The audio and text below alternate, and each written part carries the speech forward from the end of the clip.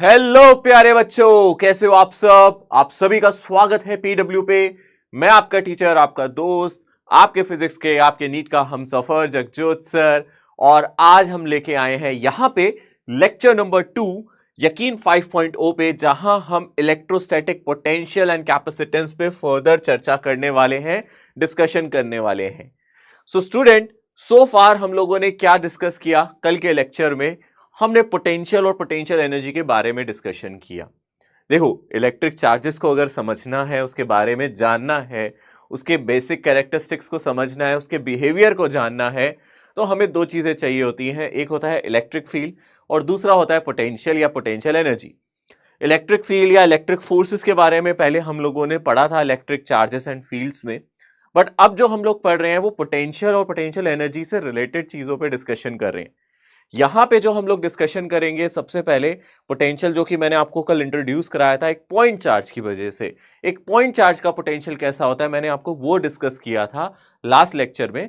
आज हम थोड़ा सा डिस्ट्रीब्यूशन के बारे में चर्चा करेंगे कि पोटेंशियल किसी चार्ज डिस्ट्रीब्यूशन से कैसा नजर आता है। अगर सिस्टम में चार्जेस डिस्ट्रीब्यूटेड हो, मतलब कोई ऑब्जेक्ट चार्ज है, एक पॉइंट चार्ज नहीं, सिस्टम ऑफ चार्जेस की वजह से अगर हम ध्यान से देखें किस तरीके से बिहेवियर होता है पोटेंशियल का, इस पे चर्चा की जाएगी आज के इस लेक्चर में। सो इंपॉर्टेंट चीजें ये हैं कि आप ये छोटे छोटे जो फॉर्मूलाज हैं जो इन बिटवीन चैप्टर्स बन रहे हैं, इनको साथ साथ लिखते जाएं। हालांकि हम लोग समरी लेक्चर लेते हैं, उसमें आपके साथ सारे फॉर्मूला शेयर कर देते हैं, वो अपनी जगह है। बट जहां पे आप लोग खुद अपने हैंड रिटन नोट्स बनाते हो, अपने हाथों से चीजों को लिखते हो, एक्सप्रेशंस को लिखते हो, प्रैक्टिस करते हो, वो अपनी जगह है। जितनी मेहनत आप आज कर लोगे उतना आप निखर के कल को आओगे। तो सिंपल सी बात है, मेहनत का सब्स्टिट्यूट कुछ नहीं होता। मेहनत से पीछे नहीं हटना है, हमें रोज मेहनत करनी है, आगे बढ़ते चलना है। ठीक है। सो आज का ये जो लेक्चर है इंपॉर्टेंट है। आज के इस लेक्चर में हम लोग क्या डिस्कशन करने वाले हैं मैं आपको दिखा देता हूं। सबसे इंपॉर्टेंट बात है आज के इस लेक्चर में जो हम डिस्कस कर रहे हैं, जो हम लोगों ने लास्ट क्लास में स्टार्ट किया था, वो था relation between electric field and potential. मैंने थोड़ी सी इस पर चर्चा की थी, थोड़ा सा डिस्कशन किया था। आज इसके न्यूमेरिकल्स प्रॉब्लम्स किस तरीके से आपसे पूछे जा सकते हैं, इस पे मैं डिस्कशन करूंगा। आज उससे रिलेटेड हम क्वेश्चंस करेंगे। इसके बाद electric potential due to charge distribution, charge distribution की वजह से पोटेंशियल कैसा नजर आता है। Potential due to the electric dipole, electric dipole की वजह से कैसा हमारा होता है पोटेंशियल, इसके बारे में हम डिस्कशन करेंगे डिफरेंट डिफरेंट लोकेशन पे। हालांकि हम इलेक्ट्रिक फील्ड के बारे में जानते हैं, इलेक्ट्रिक फील्ड का बिहेवियर हमने पढ़ा था। एक डाइपोल की वजह से इलेक्ट्रिक फील्ड किस तरीके से दिखती है वो हमने डिस्कस किया था। आज हम पोटेंशियल के बारे में चर्चा करेंगे कि इलेक्ट्रिक डाइपोल की वजह से पोटेंशियल कैसा आपको नजर आएगा। ओके, शुरू करते हैं। सबसे पहले वही जो फॉर्मूला हम लोगों ने लास्ट क्लास में देखा था, क्या रिलेशन था, तो हम लोगों ने देखा था अगर हम बात करें इलेक्ट्रिक फील्ड की, जो कि एक वेक्टर क्वांटिटी है, ये होती है पार्शियल डेरिवेटिव, एक नेगेटिव साइन के साथ आता है, doh we by dough x I cap plus doh we by dough Y J cap. ठीक है ना, और प्लस यहां से आप तीसरी चीज लिख सकते हैं, doh we by do Z के कैप। एक इंपॉर्टेंट बात आप लोग हमेशा याद रखें, यहां पे ये डिफरेंशिएशन ही है, कुछ अलग डिफरेंशिएशन है जिसको पार्शियल डेरिवेटिव का नाम दिया जाता है। और पार्शियल का मतलब क्या होता है, अंग्रेजी में, इंग्लिश में एक शब्द है partial. What does partial means? Partial का एक्चुअल मतलब होता है पार्शियलिटी करना, है ना। कहते हैं ना यार, ये तो बड़ा पार्शियल आदमी है, ये तो बहुत पार्शियलिटी करता है। पार्शियलिटी का मतलब है किसी का फेवर लेना। यहाँ पे पार्शियल डेरिवेटिव का मतलब है, जैसे एक माँ अपने बच्चे के लिए पार्शियल होती है, उसको दुनिया में सारे बच्चों से अच्छा अपना ही बच्चा लगता है, उसकी गलतियां नजर नहीं आती, है ना। वैसे ही यहाँ पे भी पार्शियल डेरिवेटिव ऐसा ही है जिसको सिर्फ एक ही चीज नजर आती है। जैसे कि अगर हम यहाँ पार्शियल डेरिवेटिव देखें, ये x के रिस्पेक्ट में है। अब जो मेरा पोटेंशियल है वो x, y और z तीनों पे डिपेंड कर सकता है। हो सकता है मेरा पोटेंशियल x डायरेक्शन में भी हो, y में भी हो, z डायरेक्शन में भी वेरी कर रहा हूँ। तीनों डायरेक्शन में पोटेंशियल मेरा बढ़ रहा हो, घट रहा हो, बदल रहा हो। बट यहाँ पे पार्शियल डेरिवेटिव अगर x के रिस्पेक्ट में है तो इसको सिर्फ लगेगा कि x वेरिएबल है, ये y और z को कांस्टेंट मानेगा। यानी कि जब आप डेरिवेटिव यहाँ पार्शियल ले रहे हो विद रिस्पेक्ट टू x, तो इसको लगेगा कि पोटेंशियल सिर्फ x पे डिपेंड कर रहा है, बाकी सब कांस्टेंट। ऐसे ही जब आप पार्शियल डेरिवेटिव y के रिस्पेक्ट में करोगे तो इसको लगेगा सिर्फ y वेरिएबल है, बाकी सब कांस्टेंट। और जब आप z के रिस्पेक्ट में करोगे तो इसको लगेगा सिर्फ z वेरिएबल है, बाकी सब कांस्टेंट। एग्जाम्पल समझना चाहोगे, बहुत आसान है। यानी कि अगर आपको कोई भी फंक्शन दे दिया जाए, ये मेरा पोटेंशियल है, मान लो पोटेंशियल मेरा एक्स वाई और जेड तीनों पे डिपेंड कर रहा है, अगर मैं ऐसे ब्रैकेट में लिख रहा हूं इसका क्या मतलब हुआ, यानी कि जो मेरा पोटेंशियल है वो एक्स पे भी डिपेंड कर रहा है, वाई पे भी, जेड पे भी, तीनों पे डिपेंड कर रहा है। मैं एक एग्जांपल के तौर पे यहां ले लेता हूं, फॉर एग्जांपल, ताकि आप लोगों को एक एग्जांपल से समझ में आ जाए। मान लो मैंने एक एग्जांपल में ले लिया यहां से 3x² plus 4y² plus 5xyz³ ऐसा कुछ ले लिया, ठीक है ना। यहां से मैंने एक फंक्शन ले लिया, अपने मन से बनाया हुआ एक फंक्शन है, मैंने ये बना लिया। मैंने कहा देखो क्या पोटेंशियल x पे, y पे और z पे तीनों पे डिपेंड कर रहा है। अगर आप यहाँ x की वैल्यू बदलेंगे तो पोटेंशियल बदल जाएगा, y की बदलेंगे तो पोटेंशियल बदल जाएगा, और z बदलेंगे तो भी बदल जाएगा, यानी कि पोटेंशियल x, y और z तीनों पे डिपेंड कर रहा है। ये हम लोगों ने मान लिया, ऐसा कुछ फंक्शन हमें मिल गया पोटेंशियल का। अब ऐसे में अगर आप कहो कि सर हमें पार्शियल डेरिवेटिव करना है ना, आप पार्शियल डेरिवेटिव की बात कर रहे हैं, पार्शियल डिफरेंशिएशन की बात कर रहे हैं, तो मैं यहां पे लिख देता हूं। अगर आप सोच रहे हैं आपको यहां पे पार्शियल डेरिवेटिव करना है, पार्शियल डेरिवेटिव या पार्शियल डिफरेंशिएशन ऑफ v, है ना, with respect to x, with respect to x, तो उसको ऐसे लिखते हैं doh v by doh x। इसका मतलब है partial derivative of potential with respect to x, यानी कि इसको सिर्फ x नजर आता है, इसको y z सब कांस्टेंट नजर आ रहा है, इसके लिए सब कांस्टेंट है, सिर्फ x यहां पे कैसा है, वेरिएबल है। जैसे एक मां को सिर्फ अपना बच्चा नजर आता है, इस डेरिवेटिव को सिर्फ x नजर आता है, बाकी सब कांस्टेंट नजर आते हैं, यानी कि इसके लिए, इस डेरिवेटिव के लिए y और z कांस्टेंट है। तो जब आप डेरिवेटिव लोगे इस ऊपर वाले फंक्शन का, तो आपके लिए y और z क्या है, यहाँ पे कांस्टेंट है। यहाँ पे क्या लिखा गया है, 3x²y, यानी कि आप एक एक करके जब डेरिवेटिव लेंगे तो इसको 3y यहाँ पे कांस्टेंट नजर आएगा, इसको सिर्फ डेरिवेटिव किसका करना होगा, x² dx, यानी कि इसको सिर्फ x² वेरिएबल नजर आएगा। सेकेंड वाली टर्म में ये कहेगा सर 4b इसके लिए कांस्टेंट है, y भी कांस्टेंट है, z भी कांस्टेंट है, ये कहेगा अगर हम डेरिवेटिव ले रहे हैं तो ये y² 4y² z ये सब कुछ कांस्टेंट है, तो इसका डेरिवेटिव भी अपने आप जीरो कर देगा। तीसरी वाली टर्म देखो, इसमें क्या कांस्टेंट आपको नजर आ रहा है, क्या कांस्टेंट नजर आ रहा है, आप बोलोगे सर यहाँ 5 कांस्टेंट है, यहाँ पे y कांस्टेंट है, z³ कांस्टेंट है, यहाँ पे सिर्फ डेरिवेटिव होगा x का विद रिस्पेक्ट टू x, यानी कि जो पहली वाली टर्म है, ये जो पहली वाली टर्म है 3y बाहर क्यों लिया था मैंने, क्योंकि कांस्टेंट का थोड़ा ना डिफरेंशिएशन होता है, तो ये कितना हो जाएगा 3y, और x² का डिफरेंशिएशन हो जाएगा 2x, तो पहली टर्म आ जाएगी ये। सेकेंड टर्म की अगर हम बात करें, ये तो पूरी ही कांस्टेंट है, इसका डिफरेंशिएशन क्या हो जाएगा, जीरो हो जाएगा, यहाँ तो कुछ है ही नहीं ना, सब कुछ ही कांस्टेंट है। तीसरी वाली टर्म में जो मेरा कांस्टेंट है मैंने बाहर ले लिया 5yz³, क्योंकि ये x के रिस्पेक्ट में डिफरेंशिएशन हो रहा है, इसलिए y और z दोनों कांस्टेंट है इसके लिए, तो ये तीसरी टर्म में आ गया है 5yz³, और dx इसका डिफरेंशिएशन यहाँ पे 1 हो गया, ठीक है ना, इसका डिफरेंशिएशन यहाँ पे क्या हो गया, अगर आप ध्यान से देखोगे ये डिफरेंशिएशन यहाँ पे 1 हो गया। सो यहां से क्या डिफरेंशिएशन आ जाएगा, ओवरऑल अगर आप इसको लिखोगे तो यहां से आ जाएगा 6xy, 3 into 2 6xy plus 5yz³, ये मुझे क्या मिला है, doh v by doh x। This is a differentiation, partial differentiation, partial derivative of potential with respect to x के रिस्पेक्ट में, ठीक है। इसी तरीके से अगर हम ध्यान से देखेंगे, अब हम आगे की बात करें, इसके आगे और डिस्कस करें, मान लो अब हम लोगों को क्या निकालना है, doh v by doh y। तो आप समझते हो इस माँ के लिए इसका लाल कौन है, y है, बाकी सब कांस्टेंट है, यानी कि अपना बच्चा इसको y नजर आ रहा है, बाकी सब कांस्टेंट है, यानी कि x और z इसके लिए कांस्टेंट है। तो आप पहले वाली टर्म में देखो सिर्फ y वेरिएबल है, y का डिफरेंशिएशन y से करोगे 1 आ जाएगा। मैं डायरेक्ट लिख दूं, पूरा लिखने की जरूरत तो नहीं है ना, इतना लंबा एग्जाम में तो नहीं कर पाओगे ना, एक समझा दिया मैंने, अब आप समझो। पहली टर्म में अगर सिर्फ y वेरिएबल है, ये मेरा कांस्टेंट है, तो y का डिफरेंशिएशन क्या आएगा, 1, बच्चा क्या सिर्फ यहां से 3x², क्या बचा यहां से सिर्फ 3x² प्लस सेकेंड वाली टर्म में 4z तो कांस्टेंट है, उसको तो ऐसे लिख दो, और किसका डिफरेंशिएशन करना है, y² का, y² का डिफरेंशिएशन कितना होगा, 2y होगा, ठीक है ना, प्लस तीसरी वाली टर्म में यहां पे 5xz³ यहां पे कांस्टेंट है, क्योंकि इसके लिए x और z कांस्टेंट है, y का डिफरेंशिएशन फिर से 1 आ जाएगा, तो यही रहेगा। इसमें y का डिफरेंशिएशन हुआ था तो 1 आया था, तो 3x² रहा था, इसमें y का डिफरेंशिएशन हुआ था तो 5xz³ हुआ, यहाँ पे y² का डिफरेंशिएशन हुआ इसलिए यहाँ 2y आया, तो ये आपकी सेकंड टर्म आ गई। ऐसे ही डो v बाय डो z आप निकाल सकते हो।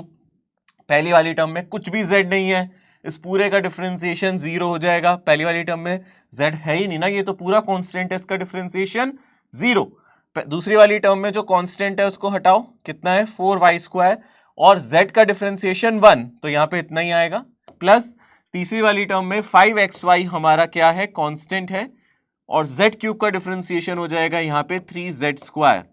z³ का डिफरेंशिएशन हो जाएगा यहाँ पे 3z²। आप इस तरीके से लिख सकते हैं, यानी कि जो तीसरी टर्म आई है वो आई है 4y², और यहाँ पे क्या आ गया 5 × 3 यानी कि 15xyz²।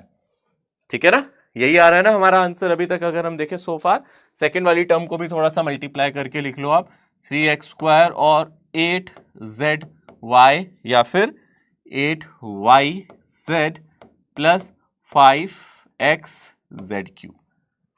तो ये हमारे पार्शियल डेरिवेटिव लेने के तरीके होते हैं। अगर हम ध्यान से देखें यहां पे, अगर मैं इसको लिखूं, अब मेरी इलेक्ट्रिक फील्ड जो आएगी वो क्या आएगी, अगर हम ध्यान से देखेंगे यहां पे जो मेरी इलेक्ट्रिक फील्ड आएगी, देखा जाए मैं माइनस साइन को अंदर दिखा सकता हूं, वो है -∂v/∂x i cap -∂v/∂y j cap और -∂v/∂z k कैप। ठीक है ना, डिफरेंशिएशन ही है, इसको मैं डो वर्ड यूज करता हूँ डी की जगह। डो थोड़ा सा कर्सिव सा है ना डी, ये थोड़ा सा मुड़ा हुआ डी है इसलिए।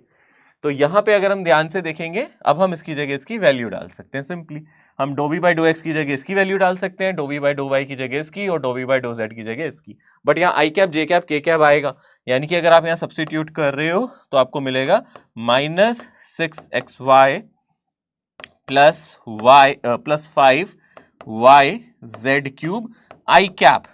ठीक है ना, i कैप भी लगाना है यहाँ पे। माइनस सेकेंड टर्म जो मेरी आई है वो आई है 3x² plus 8yz plus 5xz³, ये आया है मेरा j कैप। और तीसरी टर्म कितनी आई है, -4y² प्लस 15xyz²। आप देख सकते हो ये मेरा आंसर आ गया। इतना भी याद रखना, जब हम इसको ऐसे लिख रहे हैं यहां पे -∂v/∂x i कैप, जैसे मैंने यहां पे लिखा था -∂v/∂y j कैप, मैं नेगेटिव साइन को अंदर मल्टीप्लाई कर रहा हूं k कैप। इसमें ये जो पहली टर्म होती है इसको बोलते हैं x component of electric field, यानी कि Ex। आपसे कोई बोले x component of electric field क्या है, -∂v/∂x। y कॉम्पोनेंट क्या है इलेक्ट्रिक फील्ड का, -∂v/∂y, और z कॉम्पोनेंट क्या है इलेक्ट्रिक फील्ड का, -∂v/∂z।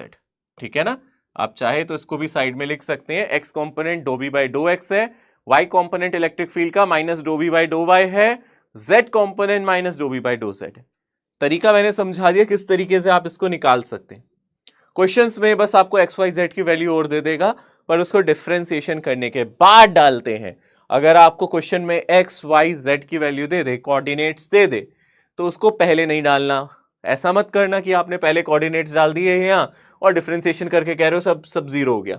अगर आपने x y z की यहाँ वैल्यू डाल दी, कोई कोऑर्डिनेट दे दिया, मान लो 1 2 3, कोई कोऑर्डिनेट दे दिए, x की वैल्यू 1 दे दी, y की 2 दे दी, z की 3 दे दी, क्वेश्चन में मान लो दे दी, तो आप ये मत करना कि पहले आपने यहाँ पे पोटेंशियल में कोऑर्डिनेट्स डाले और डिफरेंशिएशन करके कह रहे हो सर कांस्टेंट का डिफरेंशिएशन 0 आ गया।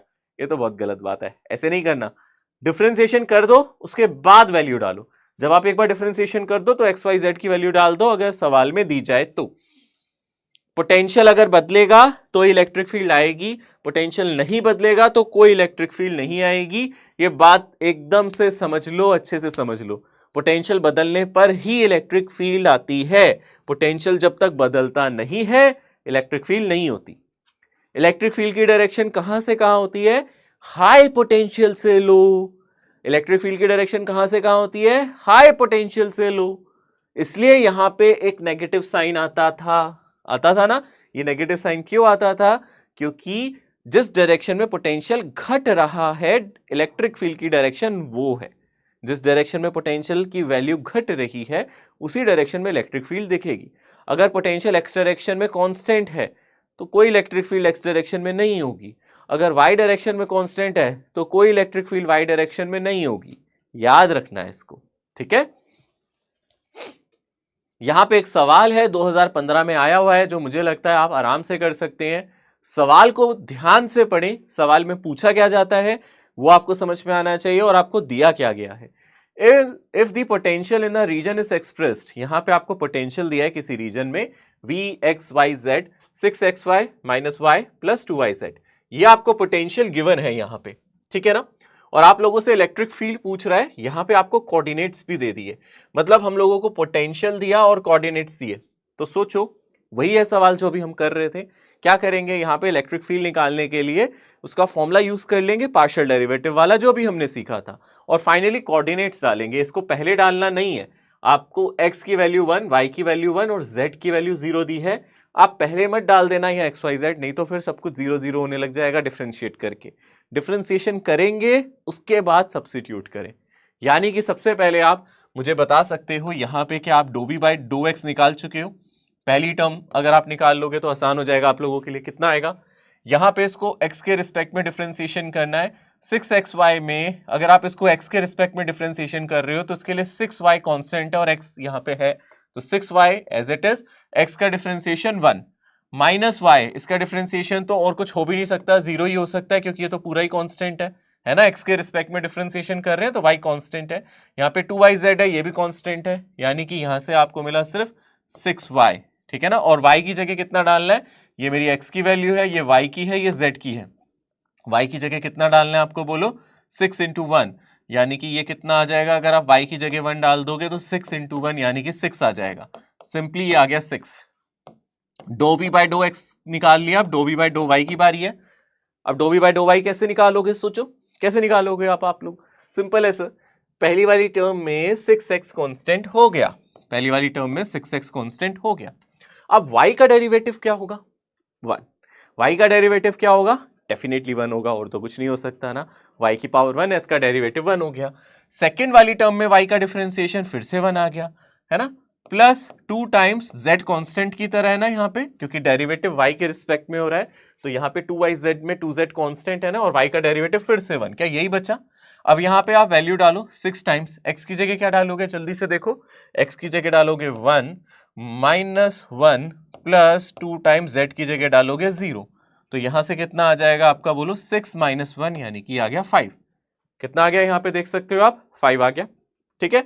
तीसरी टर्म की अगर हम बात करें, doh we by dough z, इसकी अगर हम बात करें तो कितना आ जाएगा, पहली वाली टर्म में कुछ z नहीं है, इसका डिफरेंशिएशन 0, इसका डिफरेंशिएशन 0। तीसरी वाली टर्म में z है और 2y को कांस्टेंट लेना है, पहली टर्म का डिफरेंशिएशन 0, दूसरी टर्म का 0, और तीसरी टर्म में 2y मेरा कांस्टेंट है और z का डिफरेंशिएशन 1, तो यहां पे बचा 2y, यानी कि 2 इंटू 1, y की वैल्यू 1 है ना, ये आ गया मेरा 2।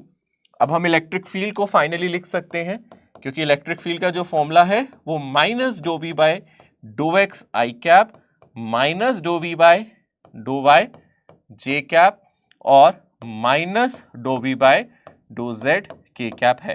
तो यहां से अगर मैं ध्यान से देखूं कितना आ जाएगा, यहां से बोलो, यहां पे 6 है, माइनस 6 आई कैप, यहां पे कितना है अगर आप ध्यान से देखोगे 5 है, तो माइनस 5 जे कैप और माइनस 2 के कैप आ जाएगा, क्योंकि z की वैल्यू ये है, तो आप देख सकते हो माइनस साइन को कॉमन लिया जा सकता है, 6 आई कैप प्लस 5 जे कैप प्लस 2 के कैप, ये मेरा फाइनल आंसर आ जाएगा। कौन सा ऑप्शन है जो इससे मैच कर रहा है, ये थर्ड वाला ऑप्शन, ठीक है ना। बहुत सिंपल है, मेरा पोटेंशियल तीनों डायरेक्शन में था इसलिए मुझे ये करना पड़ा। ऐसा भी हो सकता है बेटा, सवाल में ऐसा भी हो सकता है पोटेंशियल सिर्फ एक्स डायरेक्शन में बदल रहा हूं, ऐसा भी हो सकता है पोटेंशियल सिर्फ आपको वाई डायरेक्शन में दिखे या फिर सिर्फ जेड डायरेक्शन में दिखे, मतलब पोटेंशियल तीनों डायरेक्शन में ना चेंज कर रहा हो, वो सिर्फ एक्स डायरेक्शन में बदल रहा हो या सिर्फ वाई डायरेक्शन में बदल रहा हो या सिर्फ जेड डायरेक्शन में बदल रहा हो, तो फिर पार्शियल डेरिवेटिव लिखने की जरूरत नहीं है, आप सिंपल टोटल डेरिवेटिव लिख सकते हो। Obviously partial derivative complete derivative ही बन जाएगा। पार्शियल की जरूरत तब पड़ती है जब हमारे पास तीनों डायरेक्शन होती है, तब हम पार्शियलिटी कह सकते हैं कि भाई जब एक्स से करेंगे तो वाई जेड को कांस्टेंट मान लेंगे।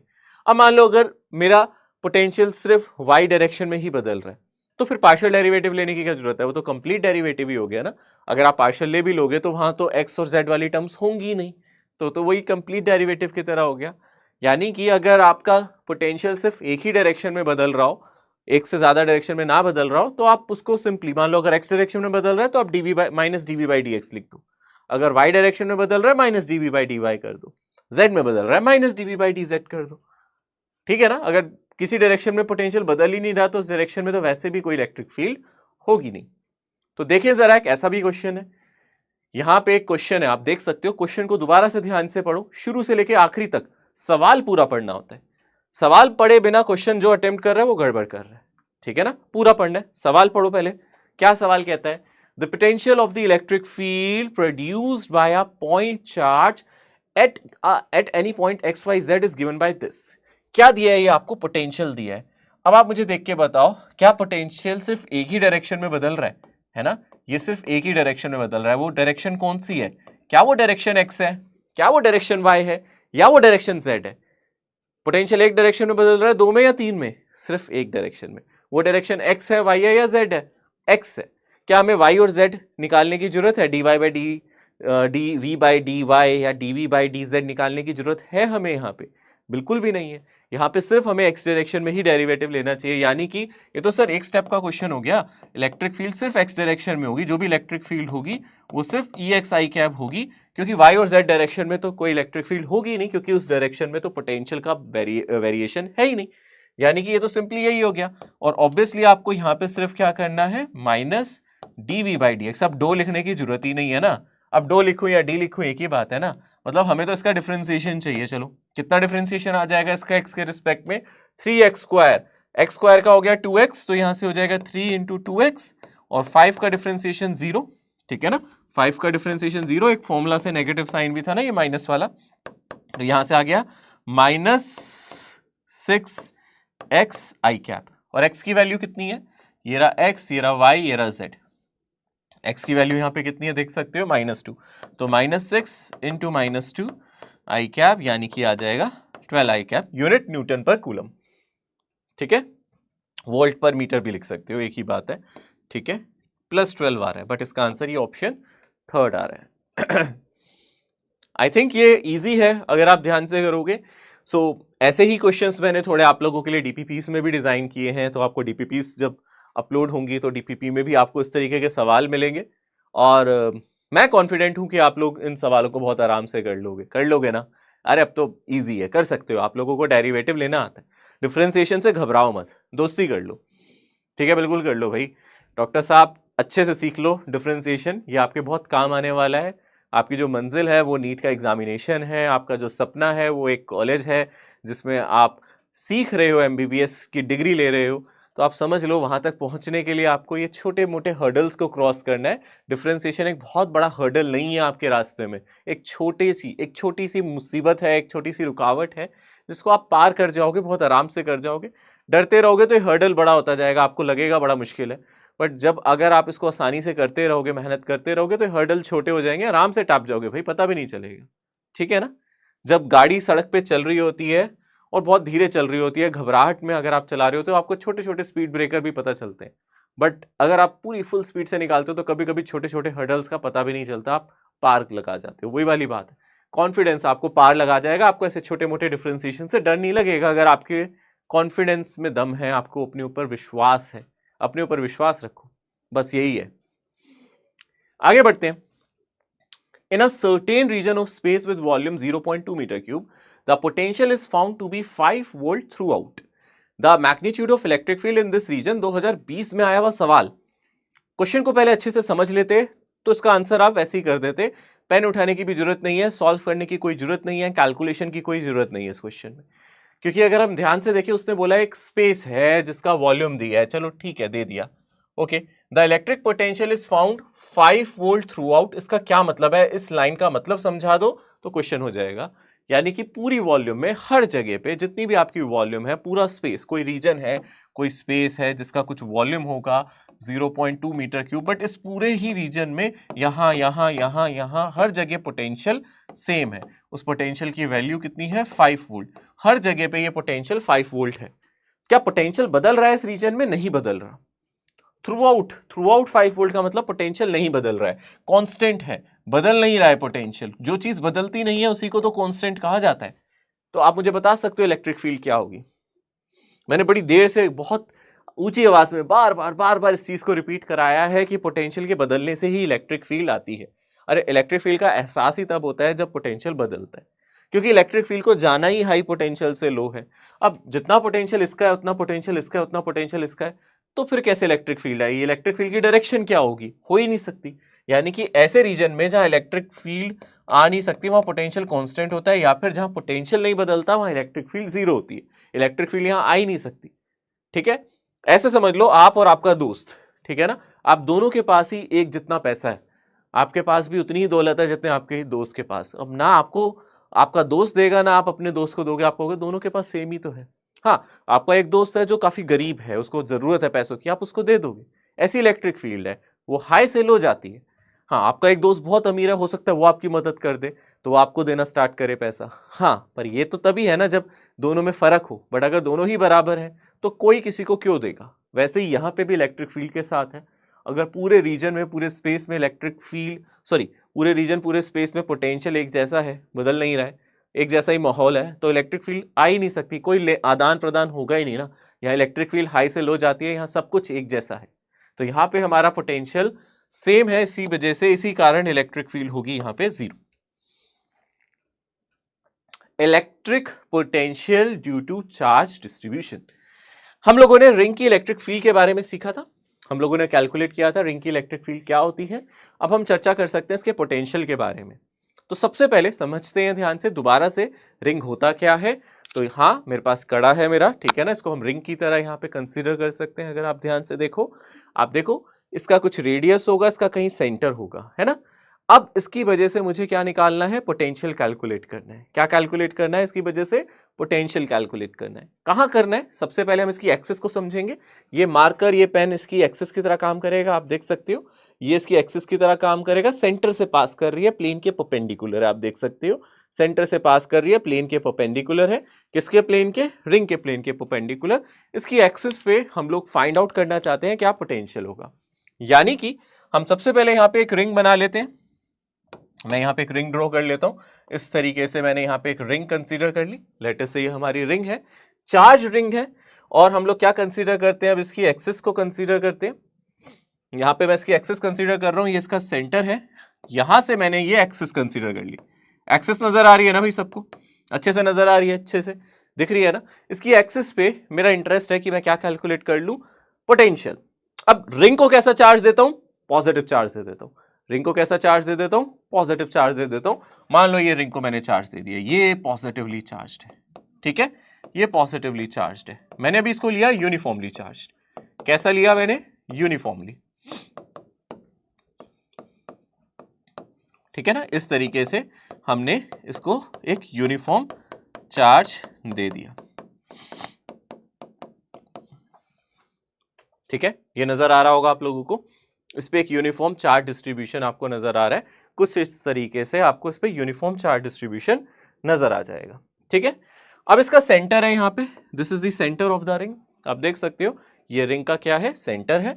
इसका कुछ रेडियस होगा, मान लेते हैं ये इसका रेडियस है। कितना रेडियस है इसका? Capital R. अब आपका इंटरेस्ट क्या है? रिंग के सेंटर से किसी एक्स डिस्टेंस पे क्या कैलकुलेट करना चाहते हो आप? यहां पे किसी पॉइंट पे पोटेंशियल कैलकुलेट करना चाहते हो, ठीक है ना। बहुत ध्यान से देखेंगे। ओके, हमें पता है जो रिंग का रेडियस है वो कैपिटल आर है, और यहां से लेके यहां तक की दूरी, मैं देखो कहीं से भी सरफेस से लेके यहां तक की जो दूरी है, इसको दिखा देता हूं। यहां से कहीं से मैंने एक छोटा सा एलिमेंट लिया, यहां से लेके यहां तक की जो दूरी है, ये दूरी मेरी स्मॉल आर है। यहां पे थोड़ा सा चार्ज होगा, इस चार्ज को मैं मान लेता हूं डी क्यू। डी क्यू थोड़ा सा चार्ज है। पूरी रिंग पे अगर मैं चार्ज पूछूं, complete charge on ring is capital Q. ये मेरा टोटल चार्ज है रिंग पे, ठीक है। हालांकि आप बाकी चीजें भी बता सकते हो, इसकी एक लीनियर चार्ज डेंसिटी भी होगी जिसको आप लैम्डा लिख सकते हो। लैम्डा क्या होगा? Total charge of ring divided by इसका सर्कमफ्रेंस यानी कि लेंथ। क्या यही मेरा लैम्डा होना चाहिए इस केस में? अगर आपसे पूछा जाए तो आप लैम्डा भी निकाल सकते हो। लैम्डा मतलब charge density, linear charge density, total charge of ring divided by उसकी लेंथ। अब आप इस छोटे से चार्ज पे, रिंग पे छोटा छोटा छोटा छोटा ऐसे चार्ज पड़ा है, यूनिफॉर्मली पड़ा है, इसलिए क्योंकि हमने इसको यूनिफॉर्मली चार्ज रखा है। इस छोटे से चार्ज से यहां पे आप पोटेंशियल निकाल सकते हो। पोटेंशियल एक स्केलर क्वांटिटी है, कोई डायरेक्शन नहीं होती। इलेक्ट्रिक फील्ड की तरह नहीं है कि कोई डायरेक्शन, ये एक स्केलर क्वांटिटी है। अगर आप इसकी वजह से यहाँ पोटेंशियल निकालोगे तो यहाँ छोटा सा पोटेंशियल आ जाएगा। कितना पोटेंशियल आ जाएगा? डीवी। इस चार्ज से यहाँ तक की दूरी कितनी है? आर। तो आप बोलोगे यहाँ पोटेंशियल होगा एक पॉइंट चार्ज का k times charge divided by distance, यही होता है ना, k क्यू बाई आर, यही तो होता है ना, तो k D Q by R आ जाएगा यहाँ पे। यहाँ पे अगर आप ध्यान से देखोगे k और जो चार्ज है आपका वो है d q divided by distance कितना है r, यही फॉर्मूला आना चाहिए k D Q by r. ये इस चार्ज की वजह से है। ऐसे ही यहाँ पे थोड़ा सा चार्ज होगा, ऐसे ही यहाँ पे थोड़ा सा चार्ज होगा, कॉन्टिन्यूसली पूरी रिंग पे चार्ज है, सभी की वजह से आपको यहाँ पोटेंशियल निकालना है, एक बार इसकी वजह से, एक बार इसकी वजह से। अगर आप सभी को देखो, सभी आर डिस्टेंस पे, जितनी दूरी इसकी है उतनी दूरी इसकी होगी, उतनी दूरी इसकी होगी। अरे सिमेट्रिकल है ना, सबसे ये सेम दूरी पे है, यानी कि आप सिंपली इसको जोड़ सकते हैं। यहाँ कोई डायरेक्शन की जरूरत है नहीं, क्योंकि ये वेक्टर क्वांटिटी है नहीं, पोटेंशियल स्केलर क्वांटिटी है, तो यहाँ पे टोटल पोटेंशियल आ जाएगा।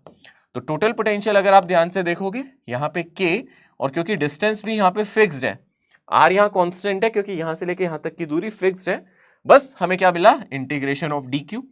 इंटीग्रेशन dq का मतलब जानते हो आप इन सारे चार्जेस को जोड़ना चाहते हो। आपको पता है यहाँ चार्ज कितना था, छोटा सा dq, आप इन सभी को जोड़ोगे तो क्या आपको q नहीं मिल जाएगा, टोटल चार्ज मिल जाएगा। अरे आपने q चार्ज को ही तो थोड़ा थोड़ा थोड़ा थोड़ा थोड़ा थोड़ा थोड़ा रख के यहाँ स्प्रेड किया था, आपने इसी q चार्ज को पूरे पे स्प्रेड किया था, और आपसे अब यही कह रहा है इंटीग्रेशन dq का मतलब है इन सब छोटे छोटे चार्जेस को जोड़ दो, तो आप कहोगे तो q बन जाएगा, यानी कि यहां से पोटेंशियल आ जाएगा simply k capital Q divided by r। Important है, k capital Q divided by r, ये आपको क्या मिल गया, यहाँ पे पोटेंशियल मिल गया, जो कि बहुत आसान है। बट यहाँ पे जो स्मॉल r है वो डिस्टेंस इसके रिंग से है, रिंग की सरफेस से, बाउंड्री से, रिंग की सर्कमफ्रेंस से, उसकी बाउंड्री से डिस्टेंस है उस पॉइंट का जहां आप पोटेंशियल निकालना चाहते हो। रिंग पे चार्ज पॉजिटिव है तो ये पोटेंशियल पॉजिटिव आया, रिंग पे चार्ज पॉजिटिव है तो ये पोटेंशियल कैसा आया, पॉजिटिव आया। कैसे ली थी मैंने रिंग, यूनिफॉर्मली चार्ज रिंग ली थी, यूनिफॉर्म चार्ज लिया था रिंग पे, ठीक है ना, तब ये आया। ठीक है, अगर आप ध्यान से देखो, अगर हम कह सकते हैं अगर Q पॉजिटिव है, इफ Q इज पॉजिटिव, अगर चार्ज मेरा पॉजिटिव है तो पोटेंशियल यहां पॉजिटिव आएगा, तो V भी कैसा आएगा मेरा यहाँ पे, V इज ऑल्सो, यहाँ पे जो मेरा पोटेंशियल है इज ऑल्सो पॉजिटिव, तो मेरा पोटेंशियल भी कैसा आ जाएगा, यहाँ पे पॉजिटिव आ जाएगा। क्या ये कंडीशन समझ में आती है आपको अच्छे से, ये कंडीशन क्लियर है, सिंपल सी कंडीशन है, अगर मेरा चार्ज पॉजिटिव है तो यहाँ पोटेंशियल भी पॉजिटिव आएगा। आप पीछे निकालो या आगे निकालो फर्क थोड़ा ना पड़ता है, बस आपको यहाँ से यहाँ तक का डिस्टेंस चाहिए। वैसे आपको पता है यहाँ पे अगर आप r डालना चाहते हो तो वो भी डाल सकते हो, यहाँ r है क्या, बेसिकली जो r डिस्टेंस है वो रेडियस का स्क्वायर प्लस x का स्क्वायर, इसकी पावर 1/2 है ना। तो देखा जाए आप इसको ऐसे भी लिख सकते हो, ये हो गया मेरा k total charge of ring divided by x square plus r square या r square plus x square की पावर 1/2, यानी कि अंडर रूट इसका। तो आप देख सकते हो ये मेरा पोटेंशियल का फॉर्मूला आ गया, सिंपल फॉर्मूला है, ठीक है ना, आसानी से मुझे लगता है याद भी रख सकते हो, इसको डिराइव करने की भी कोई एग्जाम में जरूरत नहीं है। अगर हमें एक पॉइंट चार्ज का पोटेंशियल का फॉर्मूला याद है के क्यू बाई आर, तो एक रिंग का भी सेम यही है, k capital Q by are. फर्क इतना है, वहां पे एक पॉइंट चार्ज होता था, यहाँ पे इस चार्ज को हमने पूरी रिंग पे बिखेर दिया है, स्प्रेड कर दिया है, पर जहां पे आप पोटेंशियल निकाल रहे हो वो रिंग से सेम दूरी पे है। जैसे कि आप यहाँ पे रिंग लेते हो, है ना, यहाँ पे इसकी अगर एक्सेस कंसीडर करते हो, आपने रिंग लिया और एक एक्सेस कंसीडर करी, तो यहाँ पे जो पॉइंट आप एक्सेस पे कंसीडर कर रहे हो वो रिंग की पूरी बाउंड्री से सेम दूरी पे होता है, आर दूरी, जो कि capital R square plus x square की पावर 1/2 है। एक्स जानते हो, एक्स सेंटर से डिस्टेंस है इस पॉइंट का, जहां पे आप निकालना चाहते हो, जिस पॉइंट पे आप पॉइंट ए पे निकालना चाहते हो, तो पॉइंट ए का जो डिस्टेंस है वो सेंटर से, रिंग के सेंटर से एक्स है। आसान है, पर अब एक इंपॉर्टेंट बात, एक क्रूशियल बात, यहां पे आप लोगों को ये पोटेंशियल का फॉर्मूला मिल गया, क्या आप लोगों को इलेक्ट्रिक फील्ड याद है? रिमेंबर, अगर आप रिकैप लेना चाहते हो तो देख लो, आपने यहाँ इसकी इलेक्ट्रिक फील्ड भी देखी थी। अगर आप रिकैप देखना चाहते हो, रिकैप ऑफ इलेक्ट्रिक फील्ड, तो हमने इलेक्ट्रिक फील्ड भी निकालना सीखा था। हमने देखा था अगर ये रिंग पॉजिटिव चार्ज है तो इसकी इलेक्ट्रिक फील्ड राइट साइड होती थी, है ना, मतलब मैं यहाँ दिखा देता हूँ, अगर आप इलेक्ट्रिक फील्ड की बात करो वो राइट साइड होती थी। पोटेंशियल तो वेक्टर क्वांटिटी है ही नहीं, अगर ये पॉजिटिवली चार्ज रिंग है तो उससे अवे होती थी, पोटेंशियल की तो कोई डायरेक्शन नहीं है, बट इलेक्ट्रिक फील्ड की होती थी। और इलेक्ट्रिक फील्ड का फॉर्मूला क्या होता था याद है, यहाँ पे वो आ जाता था कितना, के टोटल चार्ज इंटू एक्स और डिवाइडेड बाय नीचे हमारा आर क्यूब आ जाता था। अगर आप लोगों को याद हो तो ये हमारी इलेक्ट्रिक फील्ड, अगर हम ध्यान से देखें, ये हमारी इलेक्ट्रिक फील्ड थी, ठीक है ना, this was the formula for the electric field. ये हमारी इलेक्ट्रिक फील्ड का फॉर्मूला था, KQX divided by R cube. ये हमारी इलेक्ट्रिक फील्ड थी। x को 0 डाल दोगे, इलेक्ट्रिक फील्ड सेंटर पे 0 आ जाती थी। पर क्या पोटेंशियल सेंटर पे 0 आ रहा है? नहीं, इलेक्ट्रिक फील्ड सेंटर पे 0 आती थी, बट पोटेंशियल सेंटर पे 0 नहीं आएगा। इंपॉर्टेंट पॉइंट है ना। यानी कि अगर हम कंपेयर करें तो अगर हम ध्यान से देखेंगे, इलेक्ट्रिक फील्ड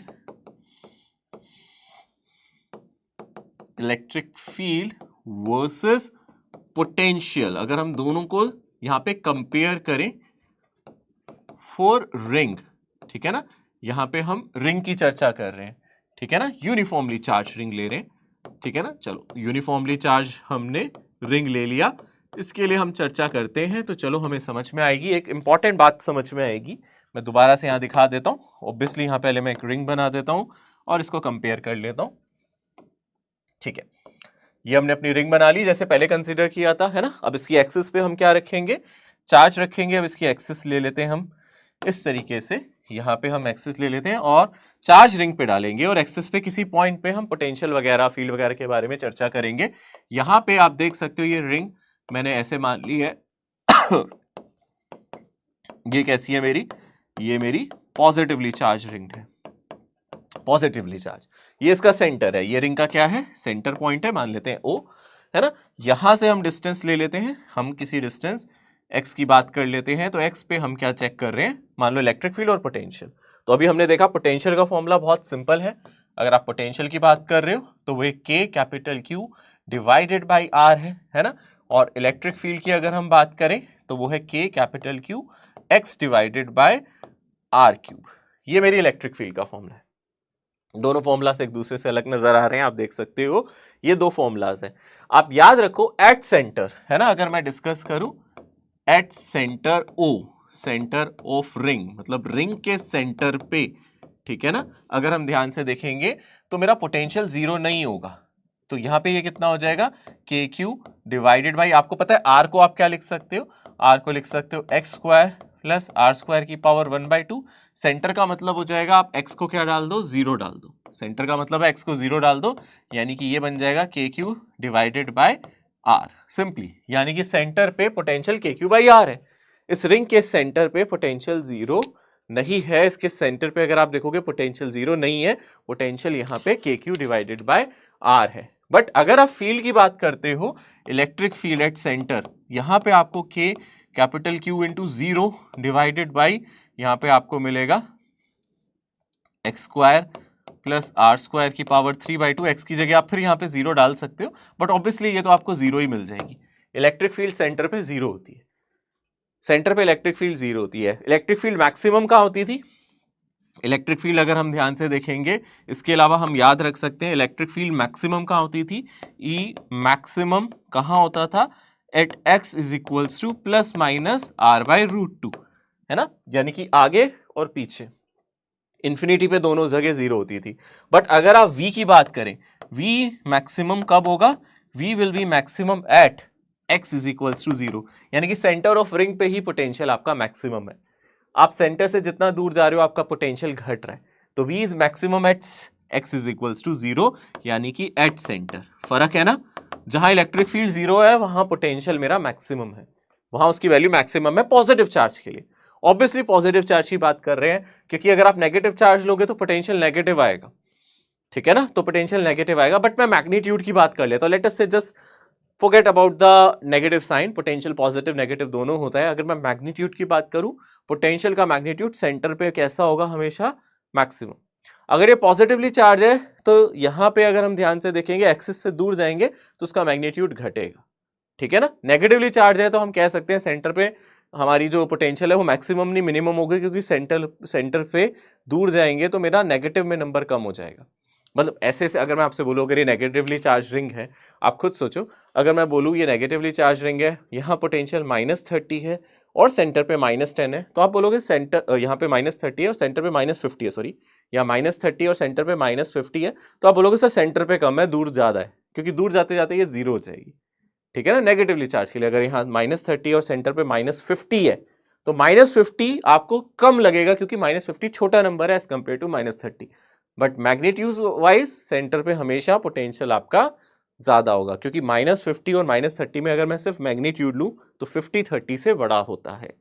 ठीक है, तो आप ये चीजें याद रखोगे, क्योंकि आपको पता है इलेक्ट्रिक फील्ड लाइन अवे जाएंगी अगर ये पॉजिटिवली चार्ज रिंग है, टूवर्ड्स रिंग आएंगी अगर ये नेगेटिवली चार्ज रिंग है। तो आप ये कुछ बातें याद रख सकते हो, आप चाहो तो इसको ध्यान से देख सकते हो।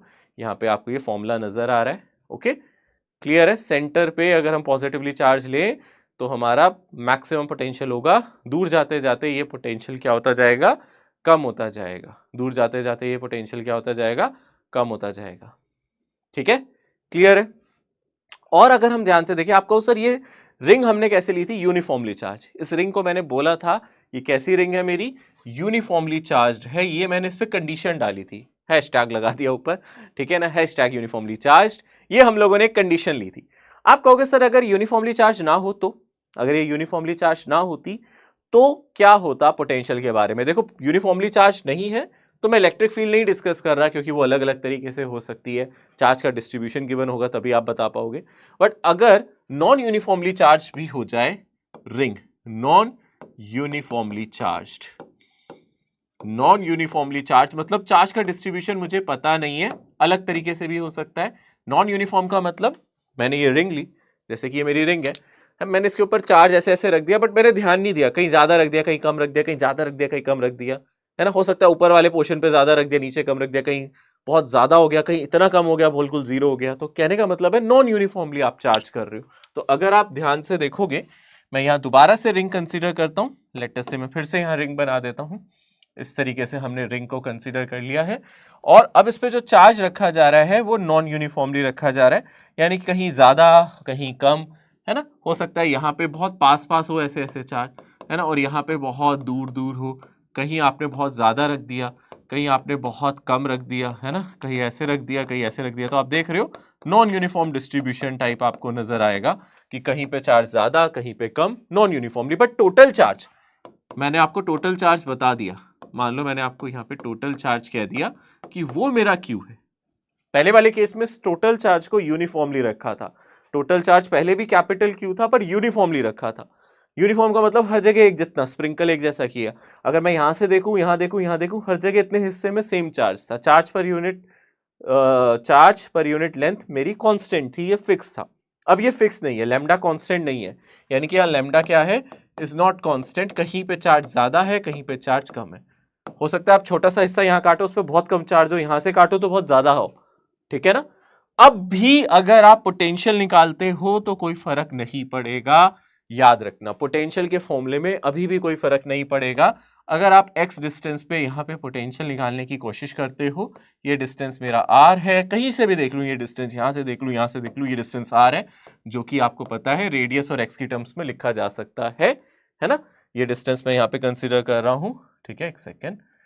ये डिस्टेंस मेरा, अब यहाँ से मैं ये दिखा देता हूँ, ये डिस्टेंस मेरा r है, ये डिस्टेंस मेरा r है, और यहाँ पे जो इसकी रेडियस है वो मेरी कैपिटल R है, ठीक है ना। सेंटर से x डिस्टेंस पे रेडियस r, और इसकी बाउंड्री से स्मॉल r डिस्टेंस, ठीक है ना। ऑब्वियसली यहाँ पे अगेन स्मॉल r मेरा under root of r square plus x square ही है।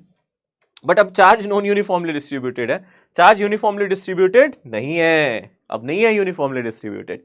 बट फर्क नहीं पड़ेगा पोटेंशियल को, क्योंकि वो एक स्केलर क्वांटिटी है। इलेक्ट्रिक फील्ड को फर्क पड़ेगा, क्योंकि यहां से इलेक्ट्रिक फील्ड अलग आएगी, यहां इसके अपोजिट अलग है। यहां यूनिफॉर्मिटी ना होने से मैं ये नहीं कह सकता electric field along the axis होगी, तो इलेक्ट्रिक फील्ड बदल जाएगी। नॉन यूनिफॉर्म चार्ज डिस्ट्रीब्यूशन है, इलेक्ट्रिक फील्ड हर बार चार्ज डिस्ट्रीब्यूशन पे डिपेंड करेगी वो कैसे की है। यूनिफॉर्म लेके तो हम बता सकते हैं k q x by small r cube, but non uniformly के लिए हमें नहीं पता इलेक्ट्रिक फील्ड क्या होगी, उसके लिए हमें डिस्ट्रीब्यूशन पता होना चाहिए कैसा है।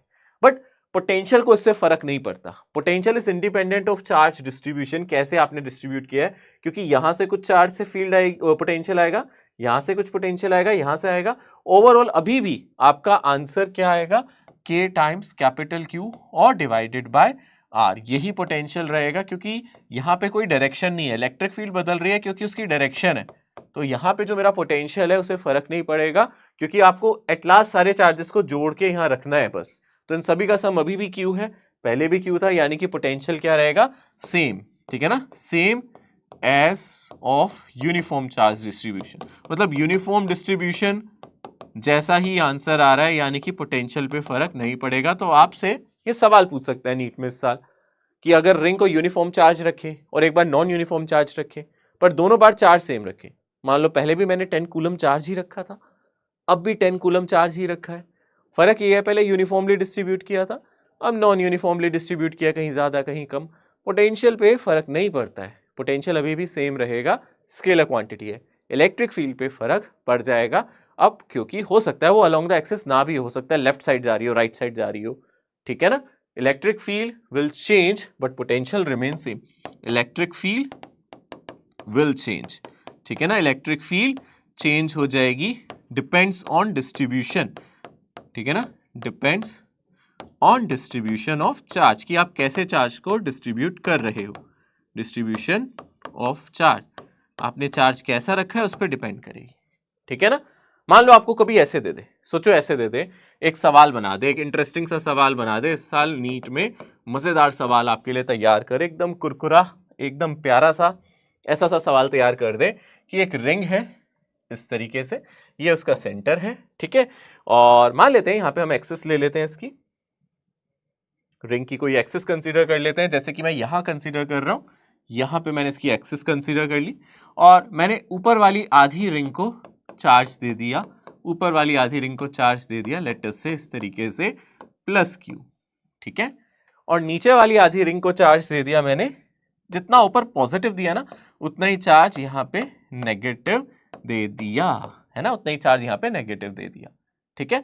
और आपसे बोल रहा है कि भाई बताओ मुझे यहां से x डिस्टेंस पे यहाँ पे पोटेंशियल या फिर इलेक्ट्रिक फील्ड क्या जीरो होगी। देखो मैं ऑप्शन बना देता हूं, यहाँ पे एट ए है ना, तो आपको बताना है यहाँ पे इलेक्ट्रिक फील्ड जीरो है, पोटेंशियल जीरो है, ऑप्शन ए। ऑप्शन बी कह रहा है electric field non zero, potential zero. Option C electric field non zero, potential non zero. Option D electric field is चलो नन ऑफ दीज कर देते हैं, छोड़ो हमें पता ही नहीं, none of these depend on option, या फिर मैं लिख देता हूं डिपेंड्स ऑन डिस्ट्रीब्यूशन,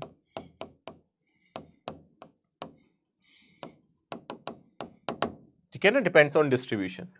तो ऑब्वियसली बात है यहां पे हम लोगों को याद रखना है, अगर मैं यहां पे ए पे देख रहा हूं, ऊपर पॉजिटिव चार्ज है नीचे नेगेटिव चार्ज है, तो टोटल चार्ज क्या हो गया, जीरो। तो टोटल चार्ज पे पोटेंशियल डिपेंड करेगा, क्योंकि जो पोटेंशियल होगा वो अभी भी क्या होगा, के टाइम्स जो भी टोटल चार्ज है रिंग पे, ठीक है ना, डिवाइडेड बाई आर, ये मेरा पोटेंशियल हो जाएगा, टोटल चार्ज ऑन रिंग, ठीक है ना, ये डिपेंड करेगा टोटल चार्ज ऑफ रिंग पे। तो इनमें से कौन सी चीज है जो आपको पहले जीरो नजर आ रही है, डेफिनेटली पोटेंशियल जीरो होगा, क्योंकि जितना पॉजिटिव चार्ज ऊपर है उतना ही नेगेटिव चार्ज नीचे है, जितना पॉजिटिव चार्ज आपने ऊपर बोला है उतना ही नेगेटिव चार्ज हमने कहा है कि नीचे है, तो पोटेंशियल डेफिनेटली जीरो होगा। इलेक्ट्रिक फील्ड ऊपर वाले की वजह से नीचे होगी, नीचे वाले की वजह से भी कहीं नीचे होगी, तो इलेक्ट्रिक फील्ड डाउनवर्ड होगी, इलेक्ट्रिक फील्ड यहां जीरो नहीं होगी, क्योंकि ऊपर वाला चार्ज पॉजिटिव है, उससे अभी नेगेटिव चार्ज की वजह से, सॉरी नेगेटिव चार्ज की वजह से इसकी डायरेक्शन कुछ ऐसे होगी। तो दो डायरेक्शन होंगी, एक इलेक्ट्रिक फील्ड E1 एक इलेक्ट्रिक फील्ड E2, इन दोनों का वेक्टर सम होगा, तो नेट इलेक्ट्रिक फील्ड डाउनवर्ड आ जाएगी, कहीं बीच में कुछ नेट इलेक्ट्रिक फील्ड नीचे की तरफ आएगी, बट जीरो नहीं होगी, इलेक्ट्रिक फील्ड जीरो नहीं होगी। यहां पे जो जीरो होगा वो होगा आपका पोटेंशियल। बात समझ लो, इस तरीके का सवाल आ सकता है, ठीक है। यानी कि सेंटर पे भी पूछता, अगर वो सेंटर पे भी पूछता तो भी आप कह सकते हो सेंटर पे भी, क्योंकि टोटल चार्ज जीरो है तो पोटेंशियल क्या हो जाता, सेंटर पे अगर आपसे पूछता तो टोटल चार्ज जीरो है तो पोटेंशियल तो जीरो हो जाता, बट इलेक्ट्रिक फील्ड डाउनवर्ड होती सेंटर पे। तो हालांकि वो एक अच्छा क्वेश्चन बना भी सकता है। देखो मैं एक क्वेश्चन अभी कंस्ट्रक्ट करता हूं जिसका आंसर भी आप कर सकते हो। मान लो मैंने ऐसा सा दे दिया आपको, एक रिंग दे देता हूं मैं आपको, इस तरीके से मैंने एक रिंग कंसीडर कर ली, ठीक है ना। अब इसका सेंटर ये है, ठीक है ना, अब इस पे आप देख रहे हो, ठीक है, थोड़ा सा मजेदार डायग्राम नहीं बना, डायग्राम को थोड़ा अच्छे से बना लेते हैं। यहाँ पे एक रिंग कंसीडर कर लेते हैं, ठीक है ना, ये रिंग हमने कंसीडर कर ली, ये इसका सेंटर है, ठीक है ना। अब क्लियर है, थोड़ा सर्कल परफेक्ट लग रहा है। तो यहां पे हम लोग क्या करें, अब इसके सेंटर पे देखेंगे। मैंने क्या किया, यहां पे मान लेता हूं, ठीक है ना, इसका रेडियस वगैरह दे देता हूं आपको, इसका हम लोग रेडियस कंसीडर कर लेते हैं R। ऊपर हमने दे दिया है पॉजिटिव चार्ज, ऊपर की चार्ज डेंसिटी मैं आपको दे देता हूं, ऊपर पॉजिटिव चार्ज है, ऊपर की चार्ज डेंसिटी हम लोगों ने ले रखी है प्लस लेमडा, और नीचे है मेरा नेगेटिव चार्ज, नीचे मेरा क्या है नेगेटिव चार्ज है और नीचे की चार्ज डेंसिटी मैंने दे दी minus lambda, obviously negative charge है, ठीक है ना। अब सेंटर पे फाइंड इलेक्ट्रिक फील्ड, ठीक है, इसका रेडियस आर है, find electric field and potential at centre. Centre पे इलेक्ट्रिक फील्ड और पोटेंशियल हम लोगों को कह रहा है कैलकुलेट करो। बहुत सिंपल है, आप कर सकते हो, दोनों को अपने अपने फॉर्मूले से ट्राई करो, जो भी इनके फॉर्मूलाज होते हैं। अगर आप सबसे पहले बात करोगे यहां इलेक्ट्रिक फील्ड की, तो याद है ऊपर ये सेमी सर्कुलर रिंग है, सेमी सर्कुलर रिंग की इलेक्ट्रिक फील्ड का फॉर्मूला होता है 2k लेमडा बाय जो भी रेडियस है इंटू साइन थीटा बाय 2, और आप जानते हो यहां से यहां तक ये एंगल कितना हो जाएगा, पाई, यानी कि साइन पाई बाय 2 मतलब साइन 90 डिग्री, यानी कि ये simply 2k lambda divided by r होगा। तो ऊपर वाले हिस्से से आपको जो इलेक्ट्रिक फील्ड मिलेगी वो नीचे मिलेगी, ऊपर वाले हिस्से से आपको इलेक्ट्रिक फील्ड मिलेगी नीचे E, और नीचे वाले हिस्से से भी नीचे की तरफ मिलेगी, क्योंकि ये नेगेटिव चार्ज है, ये भी नीचे मिलेगी क्योंकि ये नेगेटिवली चार्ज है, यहां से भी E का फॉर्मूला ये है। तो नेट इलेक्ट्रिक फील्ड नीचे 2E हो जाएगी, वो ऐड हो जाएगी, क्योंकि देखो पॉजिटिव चार्ज की वजह से सेंटर पे electric field downward, negative charge की वजह से वो अपनी तरफ खींचेगा सेम फील्ड से, क्योंकि सेम चार्ज डेंसिटी है डाउनवर्ड। तो टोटल इलेक्ट्रिक फील्ड आपकी हो जाएगी 4k lambda divided by r, downward direction में, ठीक है ना, डाउनवर्ड डायरेक्शन में ये आपको मिल जाएगी। बट पोटेंशियल की अगर मैं बात करूं वो जीरो हो जाएगा। अगर मैं बात करूं पोटेंशियल के बारे में, तो अगर आप पोटेंशियल के बारे में डिस्कशन कर रहे हो तो डेफिनेटली पोटेंशियल यहां पे क्या हो जाएगा, वो होगा k टाइम्स टोटल चार्ज, वो फॉर्मूला तो सिंपल है, और कितने डिस्टेंस पे, सेंटर पे r डिस्टेंस पे, और टोटल चार्ज यहां जीरो हो जाएगा क्योंकि जितना पॉजिटिव चार्ज ऊपर उतना ही नेगेटिव चार्ज नीचे, तो k times total charge zero है भाई r, तो पोटेंशियल यहां पे जीरो है, यहां पे इलेक्ट्रिक फील्ड जीरो नहीं है, यहां पे पोटेंशियल जीरो है, ठीक है ना, ओके। तो एक सबसे जरूरी बात, ऐसा लगता है हमें कि इलेक्ट्रिक फील्ड पोटेंशियल पे डिपेंड करती है। हम लोगों ने एक फॉर्मूला पढ़ा है, electric field is minus doh b by doh r या फिर doh b by doh x, है ना, इस तरीके से हमने पढ़ा है ना। मैं ऐसे लिख देता हूँ, doh b by doh r मतलब एक्स वाई तीनों डायरेक्शन आ जाएंगी इसमें, जब मैं आर लिख रहा हूं तो यानी कि तीनों डायरेक्शन आ गई, एक्स वाई जेड। मतलब हमें ऐसा लगता है कि पोटेंशियल पे इलेक्ट्रिक फील्ड डिपेंड करती है, तो ऐसा लगता है सुनने में जहां पोटेंशियल जीरो होगा इलेक्ट्रिक फील्ड जीरो होगी, ऐसा नहीं है। पोटेंशियल जीरो होगा तो इलेक्ट्रिक फील्ड जीरो है, ऐसा सोचना भी मत, क्योंकि इलेक्ट्रिक फील्ड पोटेंशियल पे नहीं डिपेंड करती, उसके चेंज पे करती है। आप देख सकते हो पिछले क्वेश्चन में मैंने आपको दिखाया, यहां पे पोटेंशियल जीरो है पर इलेक्ट्रिक फील्ड जीरो कहां है, यहां पे है तो सही इलेक्ट्रिक फील्ड, यहां पे पोटेंशियल जीरो है बट इलेक्ट्रिक फील्ड जीरो नहीं है। अरे भाई इलेक्ट्रिक फील्ड जीरो तब होती है जब पोटेंशियल बदलेगा नहीं, तो अगर पोटेंशियल नहीं बदला तो electric field zero. Potential zero है, हो सकता है अगले पल वो -2 हो जाए या +2 हो जाए, तो वहां पे इलेक्ट्रिक फील्ड जीरो नहीं हो जाएगी। मान लो यहाँ पोटेंशियल जीरो है, यहाँ पोटेंशियल 2 है, यहाँ 4 है, यहाँ 6 है, तो इलेक्ट्रिक फील्ड इस डायरेक्शन में आएगी, मतलब 2 से 0 की तरफ होगी, यानी कि जहां पोटेंशियल जीरो है वहां इलेक्ट्रिक फील्ड जीरो नहीं है। इंपॉर्टेंट बात है ना, व्हेन V इज जीरो, अगर V जीरो है E मे और मे नॉट बी जीरो, मे और मे नॉट बी जीरो, जरूरी नहीं है कि इलेक्ट्रिक फील्ड जीरो हो। E will always be zero, E will always be zero if, always be zero if delta V और dV potential का जब चेंज हो जाए क्या, जीरो। इलेक्ट्रिक फील्ड तब जीरो होती है जब पोटेंशियल का चेंज जीरो होता है, पोटेंशियल जीरो होने से इलेक्ट्रिक फील्ड जीरो नहीं होती। यानी कि आपसे ऐसा थ्योरेटिकल सवाल पूछ सकता है, can you have a space, या फिर ऐसे आपसे लोगों से पूछ सकता है, is this possible that at some place potential is zero but electric field is not zero. Definitely हो सकता है, ऐसा हो सकता है कि पोटेंशियल जीरो हो और इलेक्ट्रिक फील्ड जीरो ना हो। बात समझ में आ रही है, ऐसी जगह हो सकती है जहां आपको पोटेंशियल मिल जाए zero but electric field zero ना हो। समझ में आ गया अच्छी तरीके से। क्या इसका उल्टा हो सकता है, ऐसी जगह हो सकती है जहां इलेक्ट्रिक फील्ड जीरो और पोटेंशियल जीरो ना हो? ऑब्वियसली, अभी तो देखा था हम लोगों ने, हमने जब ये यूनिफॉर्मली चार्ज रिंग रखा था इस तरीके से, आप देख सकते हो इस केस में अगर हम ध्यान से देखोगे, अगर मैं सेंटर पे देखूंगा तो मेरी इलेक्ट्रिक फील्ड जीरो थी, अगर ये टोटली पॉजिटिव चार्ज है, यहाँ इलेक्ट्रिक फील्ड जीरो थी पर पोटेंशियल जीरो नहीं था। यानी कि दोनों चीजें पॉसिबल है, हो सकता है ई जीरो और वी जीरो ना हो, या फिर ये भी हो सकता है ना, ये भी हो सकता है when E is equals to zero, V may or may not be zero. हो सकता है ना, हो भी सकता है जीरो, हो सकता है ना भी हो जीरो, है ना। तो कंपलसरी नहीं है, मैंडेटरी नहीं है, मस्ट नहीं आना चाहिए यहां पे। अगर आपको कभी बोले when is equal to zero v must be zero, गलत है। या फिर बोले v must be non zero, तो भी गलत है। मस्ट नहीं है, मे है। मे और मस्ट में डिफरेंस समझते हो? मे का मतलब रिक्वेस्ट कर रहा है, ऐसा हो सकता है क्या, और मस्ट का मतलब ऐसा ही होगा। ऐसा ही होगा ये जरूरी नहीं है। हो सकता है वी जीरो ई जीरो ना हो सकता है ई जीरो और वी जीरो ना हो सकता है ई जीरो हो और वी भी जीरो, हो सकता है वी जीरो ई जीरो हो।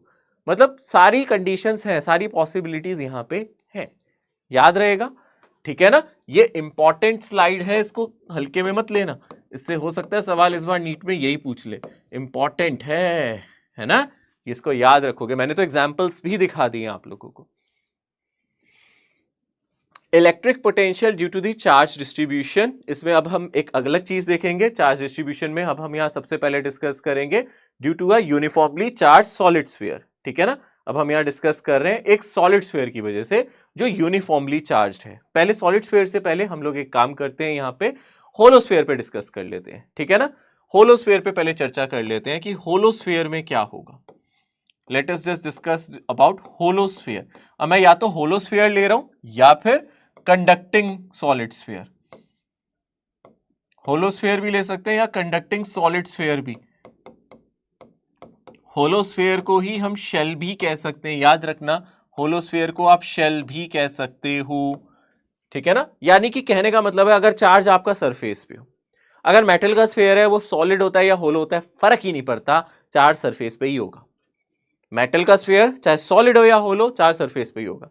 हाँ, इंसुलेटर का स्फीयर अगर वो सॉलिड है तो चार्ज अंदर हो सकता है, अगर वो होलो है तो चार्ज सरफेस पे ही होगा। तो यहां पे मैं कंसीडर कर रहा हूं charges on the surface. Charges कैसे मान के चल रहा हूं, सरफेस पे मान के चल रहा हूं। तो क्यों ना आप यहां पे एक स्फीयर कंसीडर कर लेते हैं। यहां पे मैं एक स्फीयर बना देता हूं।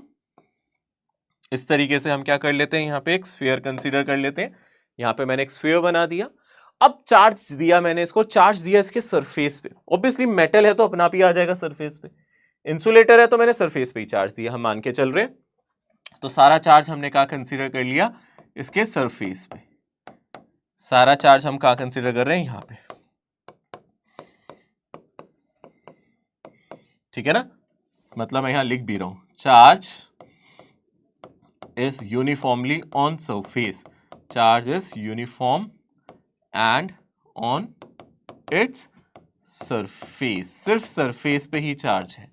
याद है अंदर इलेक्ट्रिक फील्ड कितनी होती थी, हम लोगों ने डिस्कस किया था लास्ट टाइम पे। क्योंकि यहां पे अगर हम ध्यान से देखेंगे अंदर कोई इलेक्ट्रिक फील्ड नहीं हो सकती। क्यों? क्योंकि अंदर कोई चार्ज नहीं है। अगर आप क्यू इनक्लोज्ड की बात कर रहे हैं, इनसाइड आप देख सकते हो, इसके अंदर आप पूछो कि चार्ज अंदर कितना है, इनसाइड आप देख सकते हो स्फीयर के अंदर चार्ज 0 है। तो आप कोई भी गॉसियन सरफेस अगर यहां बनाओगे उसके अंदर कोई चार्ज नहीं मिलेगा। यानी कि आप क्लियरली कह सकते हो कि इलेक्ट्रिक फील्ड अंदर 0 है। Inside sphere electric field is 0। बहुत सीधी सी बात है। अगर आप इनसाइड की बात कर रहे हो, inside sphere electric field is 0। तो क्या यहां पोटेंशियल भी 0 होना चाहिए? जरूरी नहीं है, क्योंकि अभी हमने देखा था इलेक्ट्रिक फील्ड 0 हो जाए इसका मतलब ये नहीं होता कि पोटेंशियल 0 है। इसका मतलब ये भी हो सकता है हर जगह पोटेंशियल सेम हो, और ऐसा ही होगा। एक्चुअली अंदर पोटेंशियल 0 नहीं, वही होगा जो सरफेस का होगा। यानी अंदर ये मत कहना पोटेंशियल 0 है, आप बोलोगे हर जगह पोटेंशियल बराबर होगा इसलिए इलेक्ट्रिक फील्ड 0 है। इलेक्ट्रिक फील्ड 0 होने का मतलब पोटेंशियल बदले ना, यानी कि इनसाइड जो होगा ना पोटेंशियल वो कांस्टेंट होगा। इसका मतलब है इनसाइड अगर आप पोटेंशियल की बात कर रहे हो, इनसाइड पोटेंशियल ऑफ स्फीयर, है ना, स्फीयर के अंदर या शेल के अंदर अगर आप पोटेंशियल की बात कर रहे हो तो वो कांस्टेंट होगा। और किसके बराबर होगा? जो पोटेंशियल सरफेस पे हो।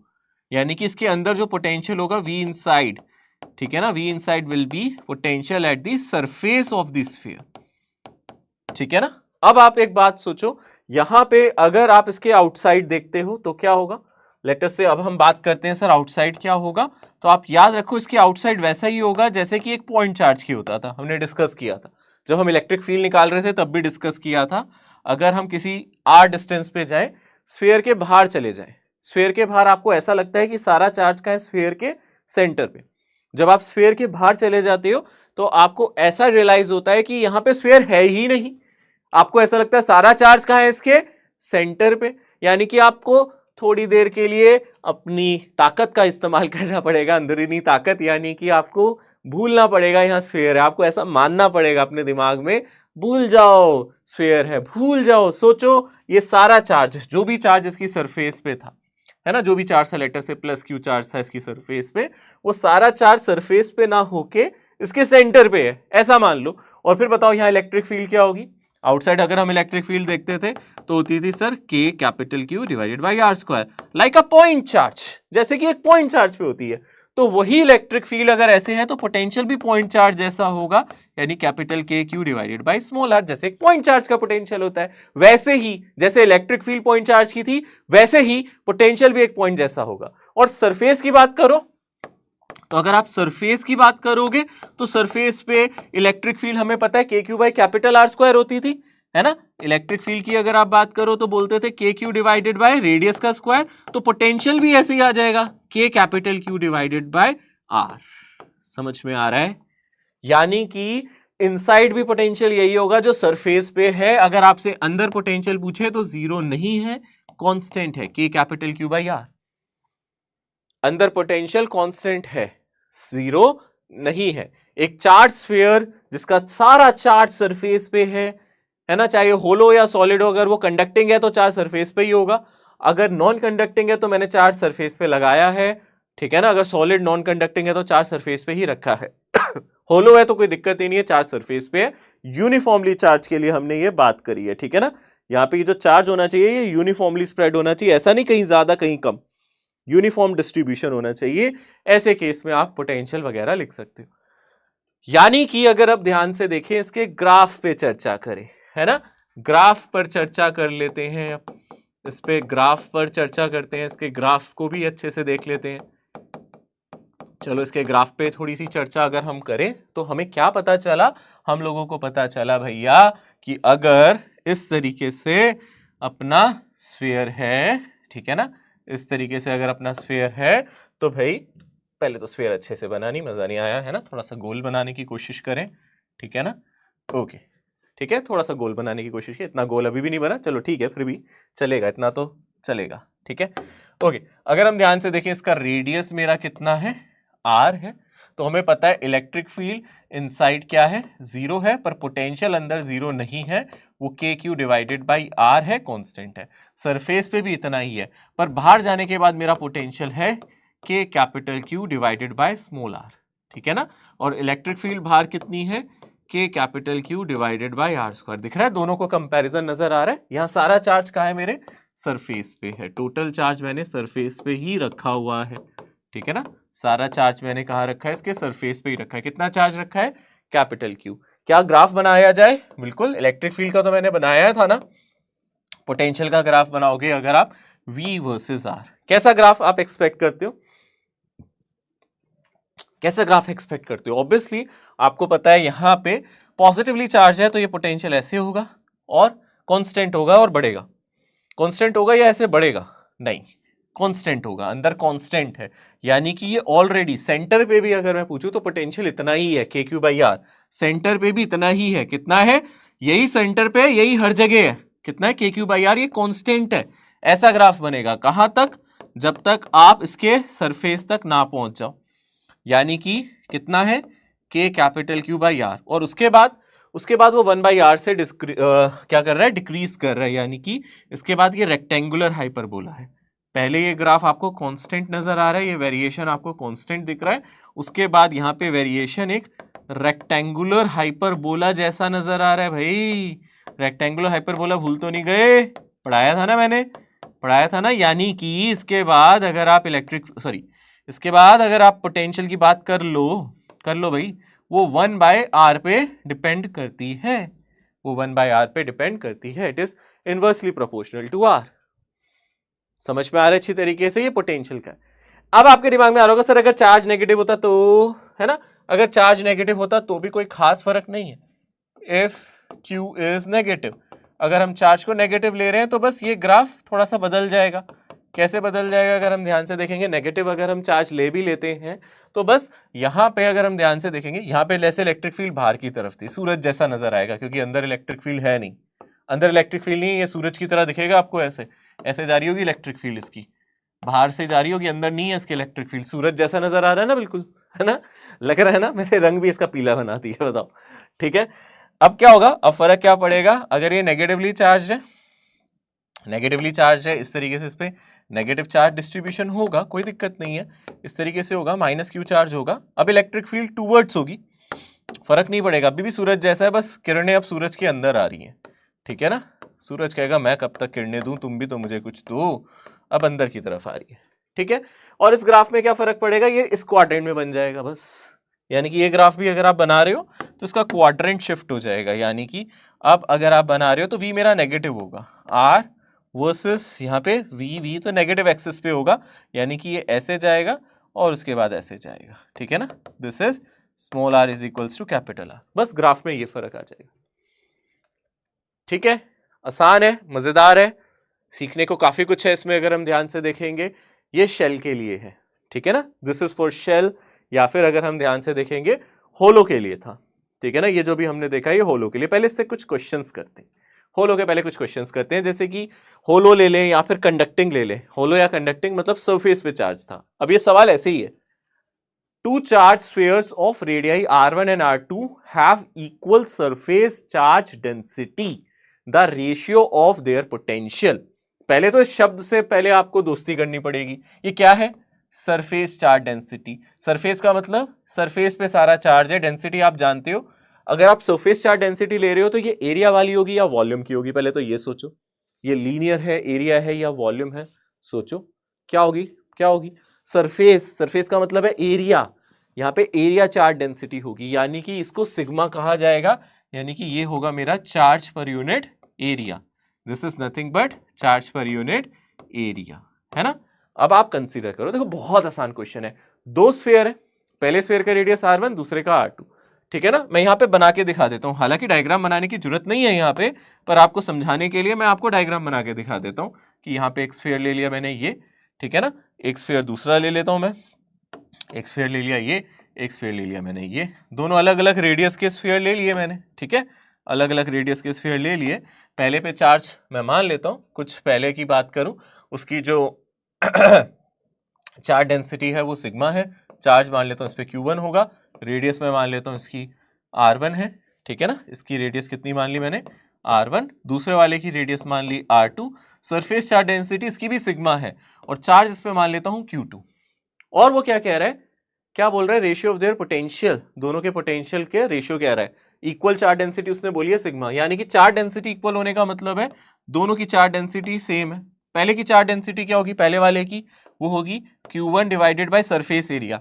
अब स्फीयर का सरफेस एरिया जानते हो, स्फीयर का सरफेस एरिया आप जानते हो, बहुत आसान होता है 4 पाई r1 स्क्वायर, है ना। दूसरे वाले के लिए भी आप कर सकते हो Q2 divided by 4 pi r2 square, ये हमें सेम दिया है, ठीक है ना, ये हम लोगों को सेम दिया है, हम लोगों को क्वेश्चन में क्लियरली गिवन है कि ये चीज हमारी क्या है, सेम। या तो आप ऐसे स्टार्ट करो, या फिर एक तरीका और है क्वेश्चन को स्टार्ट करने का जो मुझे पसंद है, मेरा दूसरा तरीका जो मैं सबसे पहले ना यहाँ पोटेंशियल का फॉर्मूला देख लेता हूँ। किसी भी सरफेस पे पोटेंशियल का फॉर्मूला क्या होगा, अगर इस पे पॉजिटिव चार्ज है, दोनों पे पॉजिटिव चार्ज मैं कंसीडर कर रहा हूँ, मान लो इस पे भी पॉजिटिव चार्ज लिया है मैंने, दूसरे स्फीयर पे लिया। देखो दूसरा तरीका क्या है, आप एक काम करो, पहले पोटेंशियल का फॉर्मूला लिख लो, मुझे लगता है ये ज्यादा मजेदार है। ये हो गया KQ डिवाइडेड बाय कितना R, है ना, यही तो हो गया ना। अगर किसी स्फीयर पे चार्ज Q है, रेडियस R है, यही होगा ना। Q को आप एलिमिनेट कर दो, Q को एलिमिनेट कर दो, Q की जगह आप पता है क्या लिख दो, आपको पता है यहां से मैं ये लिख सकता हूँ, sigma is Q divided by 4 pi radius का स्क्वायर, ये लिख सकता हूँ। तो मैं Q को क्या लिख देता हूँ, सिग्मा इंटू 4 पाई R स्क्वायर, ठीक है ना, ऐसे कर लो। चलो ये आसान तरीका, देखो इससे मजा आएगा। अब Q को हटा दो ना, यहाँ से फॉर्मूले से ही हटा दो, ये आ गया सिग्मा इंटू 4 पाई और रेडियस का स्क्वायर और डिवाइडेड बाय रेडियस, ठीक है ना। तो आप देखो पोटेंशियल का क्या फॉर्मूला बना, ये फॉर्मूला बना K divided by capital R, और क्या बना सिग्मा, जो भी पहले कांस्टेंट है उनको अलग लिख देता हूँ, 4 पाई और यहाँ बना सिग्मा R स्क्वायर, यही फॉर्मूला बन गया ना, अगर आप ध्यान से देखोगे, है ना, ये फॉर्मूला बन गया ना। इसको भूल जाओ, छोड़ो, ऐसे नहीं करते, ऐसे मजा नहीं आएगा, उस तरीके से करते हैं, वो अच्छा तरीका है, ठीक है, ऐसे करते हैं, है ना। हाँ तो आप देख सकते हो यहाँ पे सर ऐसे बन रहा है, इवन आप R और R को कैंसिल कर दो ना सर, तो और आसान हो जाएगा, R और R को कैंसिल कर दो, यानी कि K सिग्मा 4 पाई R, ये ज्यादा अच्छा है फॉर्मूला, है ना, या फिर ऐसे लिख दो के इंटू 4 पाई और सिग्मा आर। ये फॉर्मूला आप देख सकते हो, आसान है। तो पोटेंशियल कैसे डिपेंड कर रहा है, आर की पावर 1 सिग्मा की पावर 1। ये फॉर्मूला पोटेंशियल का कब है, जब आपको सरफेस चार्ज डेंसिटी की टर्म में लिखना हो, और इस क्वेश्चन में ऐसा ही करना है। और यहाँ पे आपको सरफेस चार्ज डेंसिटी सेम दे रखी है, यानी कि दोनों स्फीयर के लिए के सेम, 4 पाई सेम और सिग्मा भी सेम। अरे ये तो एक ही सेकंड में हो गया। अब V1/V2 कितना आ जाएगा, दोनों के लिए के 4 पाई सिग्मा सेम है, सिंपली R1/R2 आ गया, खत्म। यानी कि V सिर्फ प्रोपोर्शनल टू R आ गया ना, क्योंकि सिग्मा कांस्टेंट है। क्यों कांस्टेंट है, दोनों के लिए सिग्मा सेम दिया है क्वेश्चन में, गिवन है क्वेश्चन में, ये देखो इक्वल। अरे ये तो हो गया, यानी कि वो फॉर्मूला यूज करोगे जल्दी हो जाएगा।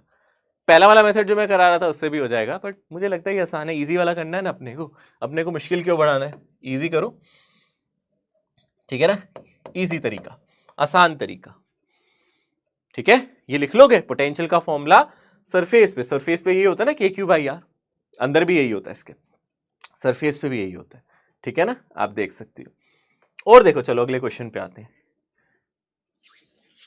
Two charged spherical conductors of radius R1, R2, they are connected by a wire. Then the ratio of surface charge density sigma 1, sigma 2. अब मजेदार क्वेश्चन है। याद है जब हम लोग पहला लेक्चर ले रहे थे, हम चार्ज की प्रॉपर्टीज के बारे में समझ रहे थे, तो हम लोग एक चीज कहते थे, अगर दो कंडक्टर, दो सॉलिड स्फीयर हो या फिर दो सॉलिड कंडक्टर हो, स्फेरिकल कंडक्टर हो, आइडेंटिकल हो, उनको टच करते थे तो दोनों पे सेम चार्ज आ जाते थे। याद है मैंने बताया था, नहीं याद, एक बार पीछे जाना, पिछले वाले लेक्चर्स में जाना, आप देखना पहला ही लेक्चर जब इलेक्ट्रोस्टैटिक्स का डिस्कस किया गया था, वहां पे ये चीज बोली गई थी चार्जेस की प्रॉपर्टी के बारे में, कि जब दो कंडक्टर हो ना, दो स्फेरिकल कंडक्टर हो, है ना, और आइडेंटिकल हो, आइडेंटिकल का मतलब ये नहीं है कि दोनों कॉपर के ही होने चाहिए या दोनों एल्यूमिनियम के होने चाहिए। आइडेंटिकल का मतलब वहां था दोनों का अगर रेडियस सेम है, दोनों का वॉल्यूम सेम है, अगर आप दोनों को ऐसे टच करोगे, एक पे Q1 चार्ज है, एक पे Q2 चार्ज है, दोनों एवरेज चार्जेस ले लेंगे, यानी कि दोनों का चार्ज बराबर हो जाएगा आइडेंटिकल कंडक्टर्स पे। पर मैंने उस टाइम ये भी बोला था, अगर आइडेंटिकल ना हुए, दोनों का रेडियस अलग हुआ, तो क्या होगा वो हम डिस्कस करेंगे बाद में, वो अब डिस्कस करेंगे।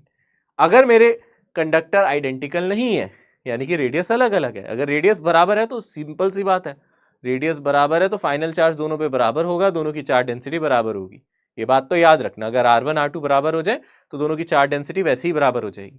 पर अगर आइडेंटिकल नहीं है तो, अगर वो आइडेंटिकल नहीं है तो क्या कहना है आपका, तो आप लोग सिंपली एक चीज कह सकते हैं, अगर if they are not identical, तो क्या चीज है जो बराबर हो जाएगी अगर आप उनको टच करोगे, यानी कि अगर आप दो कंडक्टर को टच कर रहे हो तो फाइनली उनका पोटेंशियल बराबर हो जाएगा, क्योंकि जब तक पोटेंशियल बराबर नहीं होगा, हायर पोटेंशियल से लोअर पोटेंशियल की तरफ चार्ज फ्लो करेगा। पर अगर एक बार पोटेंशियल बराबर हो गया तो कोई चार्ज फ्लो नहीं करता।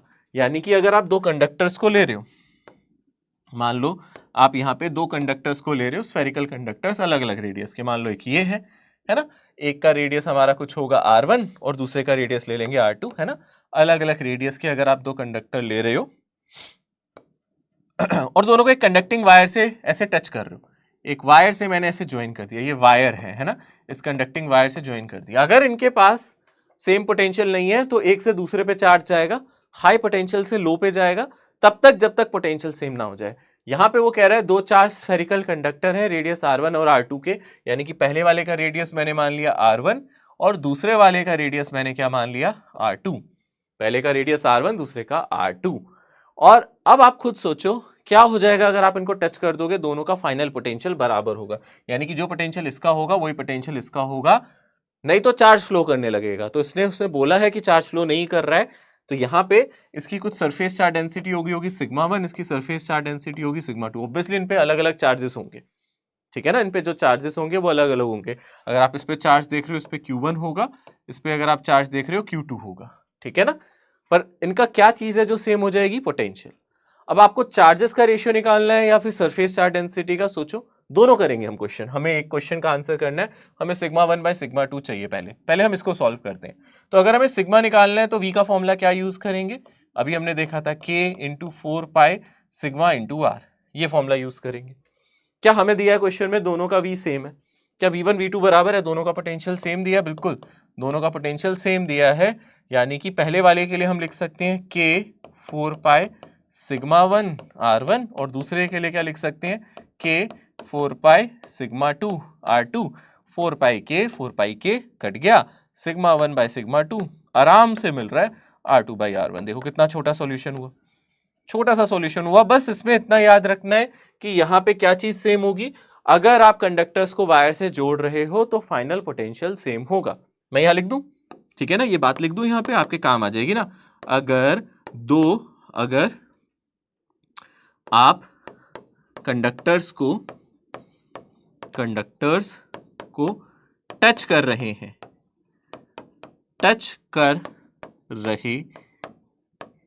अगर आप कंडक्टर्स को क्या कर रहे हैं, टच कर रहे हैं, या फिर वायर से कनेक्ट कर रहे हैं, या फिर वायर से कनेक्ट कर रहे हैं, तो फाइनल पोटेंशियल दोनों का बराबर। तो फाइनल पोटेंशियल क्या होगा, इक्वल होगा। दोनों का फाइनल पोटेंशियल कैसा हो जाएगा, इक्वल होगा, ठीक है ना। अगर सोचो इन दोनों का रेडियस भी बराबर होता तो क्या होता, सोचो अगर रेडियस भी बराबर होता तो सिग्मा 1 सिग्मा 2 भी बराबर आ जाते। कहा था ना मैंने, अगर आइडेंटिकल कंडक्टर्स होते हैं तो दोनों पे फाइनल चार्ज या दोनों की जो डेंसिटी है वो भी कैसी हो जाती है, बराबर हो जाती है। अच्छा, आप कहो कि सर अगर क्वेश्चन में चार्जेस का रेशियो पूछ लेता, यहां किसका रेशियो पूछे, चार्ज डेंसिटी का, तो क्या करते सर, अगर चार्जेस का रेशियो पूछ लेता, चार्ज डेंसिटी की जगह आपसे चार्जेस का रेशियो पूछ लेता, है ना, तो क्वेश्चन को थोड़ा सा बदल देते हैं, मजेदार क्वेश्चन बना देते हैं, ठीक है ना। यहां पे अब आपसे सेम क्वेश्चन, प्रीवियस क्वेश्चन का कंटिन्यूएशन है, तो मैं पूरा क्वेश्चन नहीं उतार रहा हूं, प्रीवियस क्वेश्चन को ही लिख रहा हूं। बस आपको क्या निकालना है, फाइंड रेशियो ऑफ चार्जेस।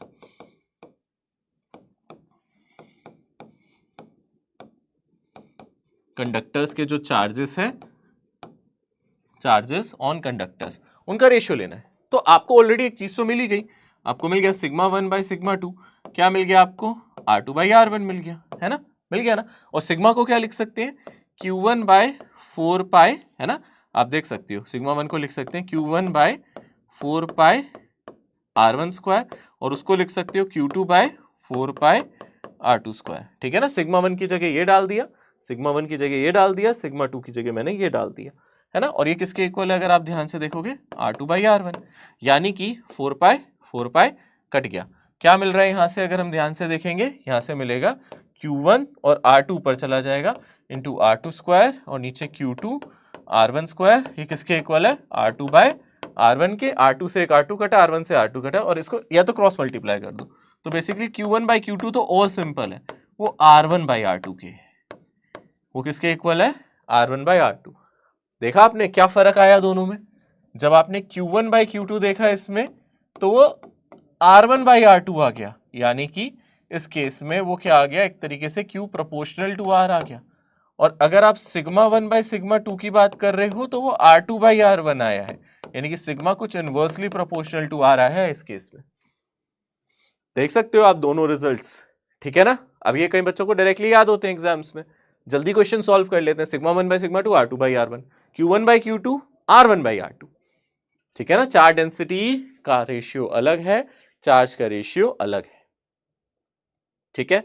अगर दोनों रेडियस सेम हो जाए तो चार्ज डेंसिटी भी सेम हो जाएगी, है ना, अगर R1 R2 बराबर हो जाए, है ना। यही तो आइडेंटिकल करते हैं, if identical conductors are there, अगर आइडेंटिकल कंडक्टर्स होंगे, आइडेंटिकल कंडक्टर्स का क्या मतलब है, सिग्मा 1 और सिग्मा 2 कैसे हो जाएंगे, बराबर हो जाएंगे, Q1 और Q2 बराबर हो जाएंगे। क्यों, क्योंकि R1 और R2 बराबर होंगे। आइडेंटिकल कंडक्टर्स का मतलब ही है कि दोनों रेडियस बराबर हो जाए, तो सिग्मा 1 सिग्मा 2 के बराबर और Q1 Q2 के बराबर, है ना। मजेदार, इंटरेस्टिंग है ना ये कॉन्सेप्ट, देख सकते हो आप कैसे मैंने इसको सॉल्व किया है, इंटरेस्टिंग कॉन्सेप्ट है ये, क्वेश्चन बहुत इंपॉर्टेंट है जो भी मैंने यहां भी समझाए।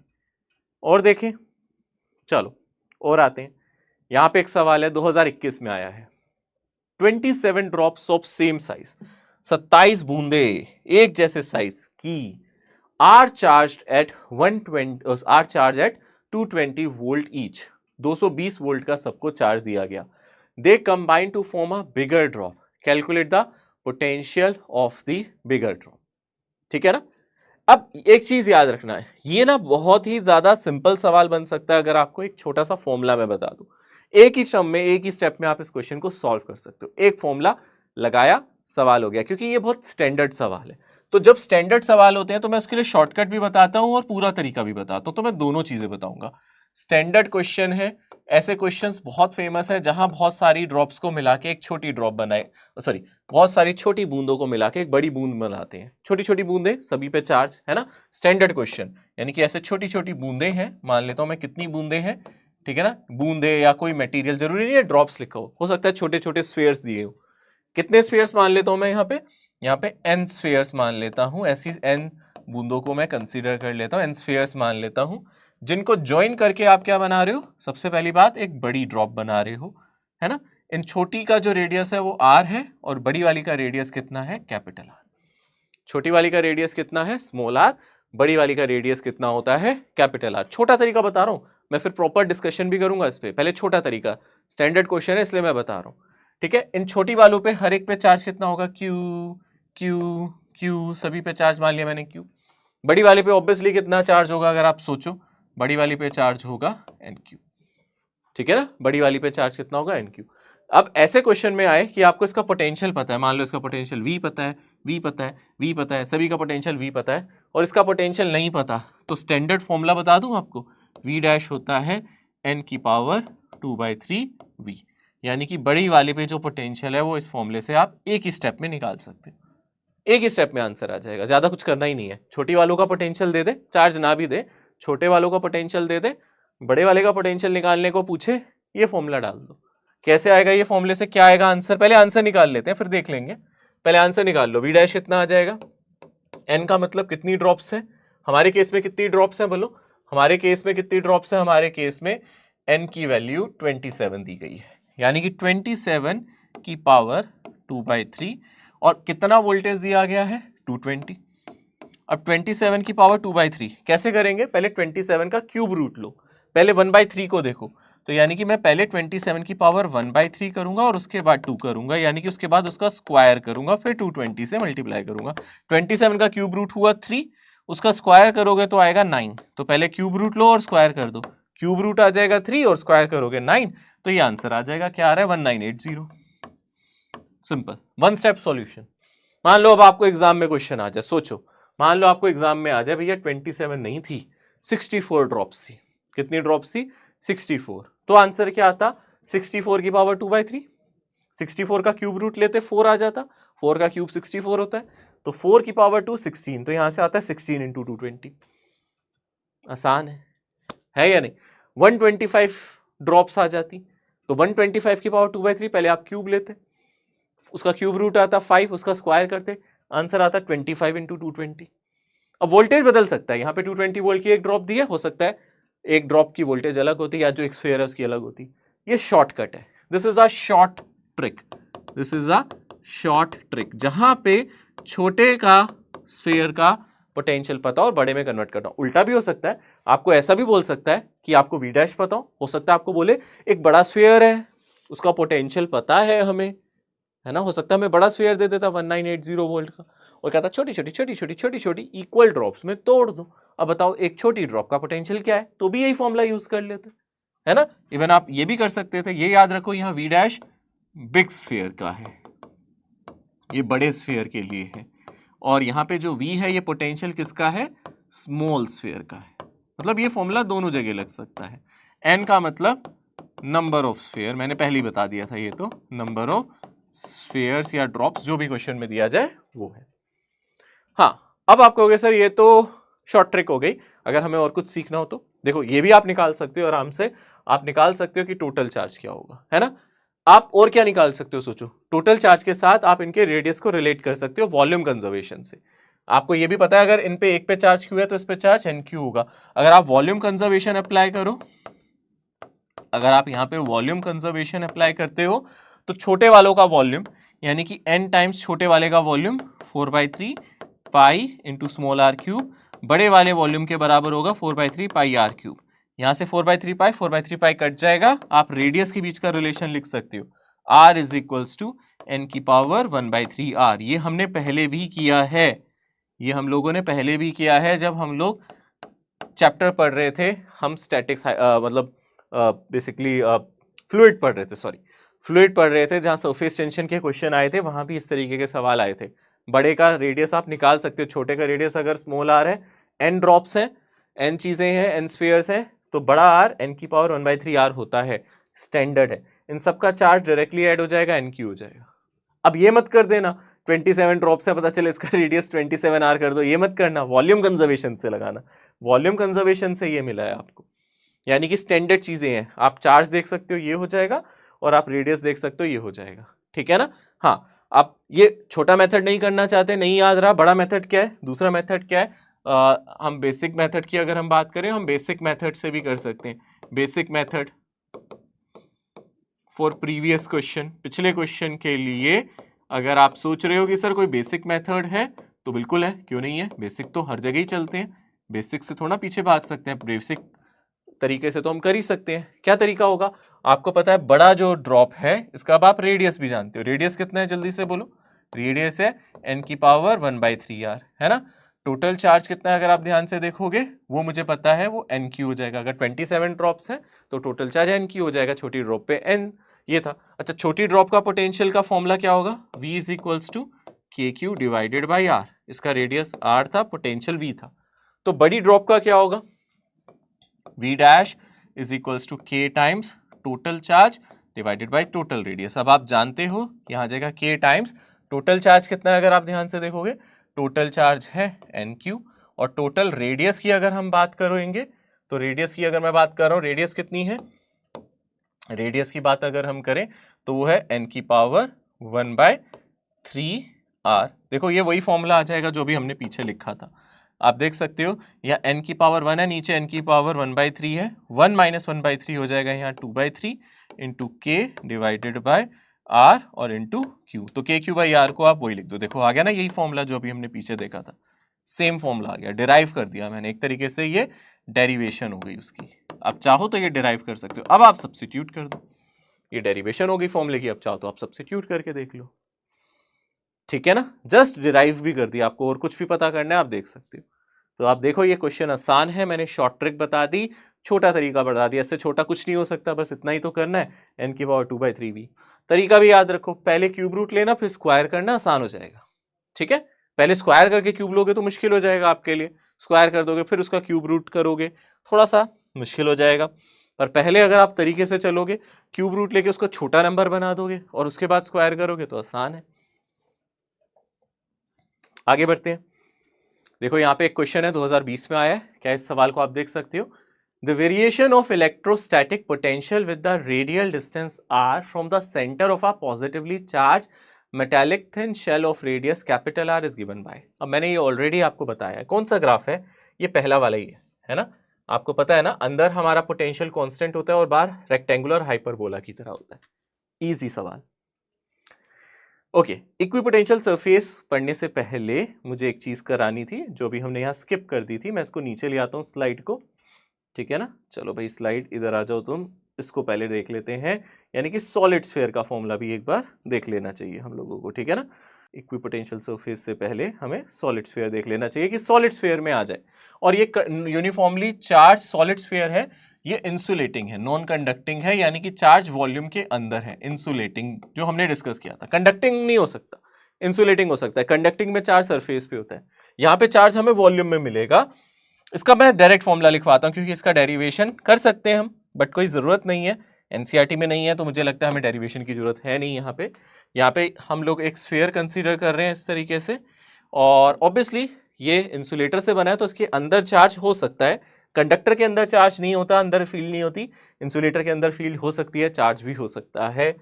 याद रखें यहाँ पे इसका रेडियस आर है, इसको यूनिफॉर्मली चार्ज दिया, मतलब चार्ज इसकी वॉल्यूम में अंदर तक चार्ज भर दिया, रगों में चार्ज दौड़ रहा है सर, इसकी रगों में, सरफेस पे ही नहीं है, अंदर तक चार्ज है, ठीक है ना, ऐसे याद रखना सर, इसके रग रग में चार्ज दौड़ रहा है, अंदर तक चार्ज है सर, ठीक है। तो हम अगर इसको कोई चार्ज दे रहे हैं कैपिटल क्यू, तो ये अंदर तक है, मतलब ऐसा नहीं है कि सरफेस पे, अंदर तक चार्ज है,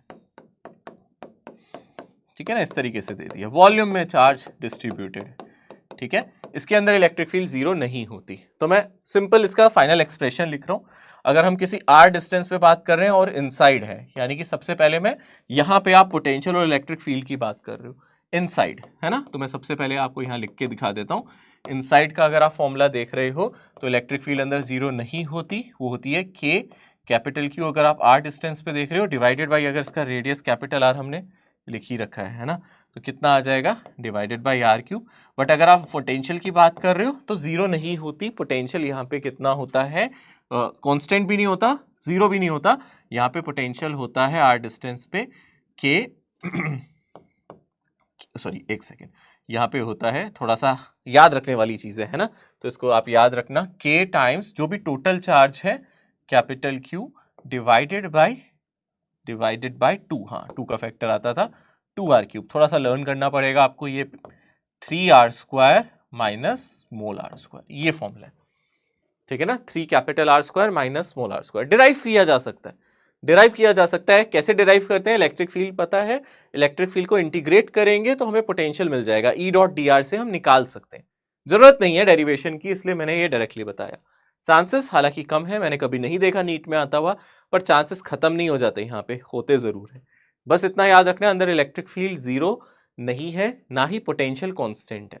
पोटेंशियल पहले भी जीरो नहीं था, पहले वाले केस में भी पोटेंशियल जीरो नहीं था, अंदर कांस्टेंट था, बट अब यहाँ कांस्टेंट भी नहीं रहेगा, पोटेंशियल आपका बदलेगा। इलेक्ट्रिक फील्ड यहां से बाहर की तरफ जाएगी तो सेंटर का पोटेंशियल ज्यादा होगा, मतलब अगर आप एट सेंटर की बात कर रहे हैं तो सेंटर पे आप डाल के देख सकते हैं R is equals to zero, centre पे इलेक्ट्रिक फील्ड जीरो है बट पोटेंशियल जीरो नहीं होगा। आप अगर सेंटर पे देख रहे हो तो इलेक्ट्रिक फील्ड तो आपको जीरो मिल जाएगी अगर आपने R को यहाँ जीरो डाला, बट अगर आप पोटेंशियल की बात करोगे तो यहाँ पे स्मॉल r को आप जीरो डालो, स्मॉल r का मतलब है सेंटर से डिस्टेंस, स्मॉल r का मतलब है डिस्टेंस फ्रॉम सेंटर, तो ये आ जाएगा आपका 3 टाइम्स के कैपिटल क्यू, ये जीरो हो जाएगा ना, ये 3 बाहर आ जाएगा, और ऊपर आर स्क्वायर है नीचे आर क्यूब है, यहाँ आ जाएगा 2r, यानी कि ये वो वैल्यू है जो 3/2 टाइम्स पोटेंशियल एट सरफेस होती थी, सरफेस से ज्यादा पोटेंशियल सेंटर पे है। यहाँ पे आप देख सकते हो सरफेस पे तो यही पोटेंशियल होगा बट सेंटर पे ज्यादा है।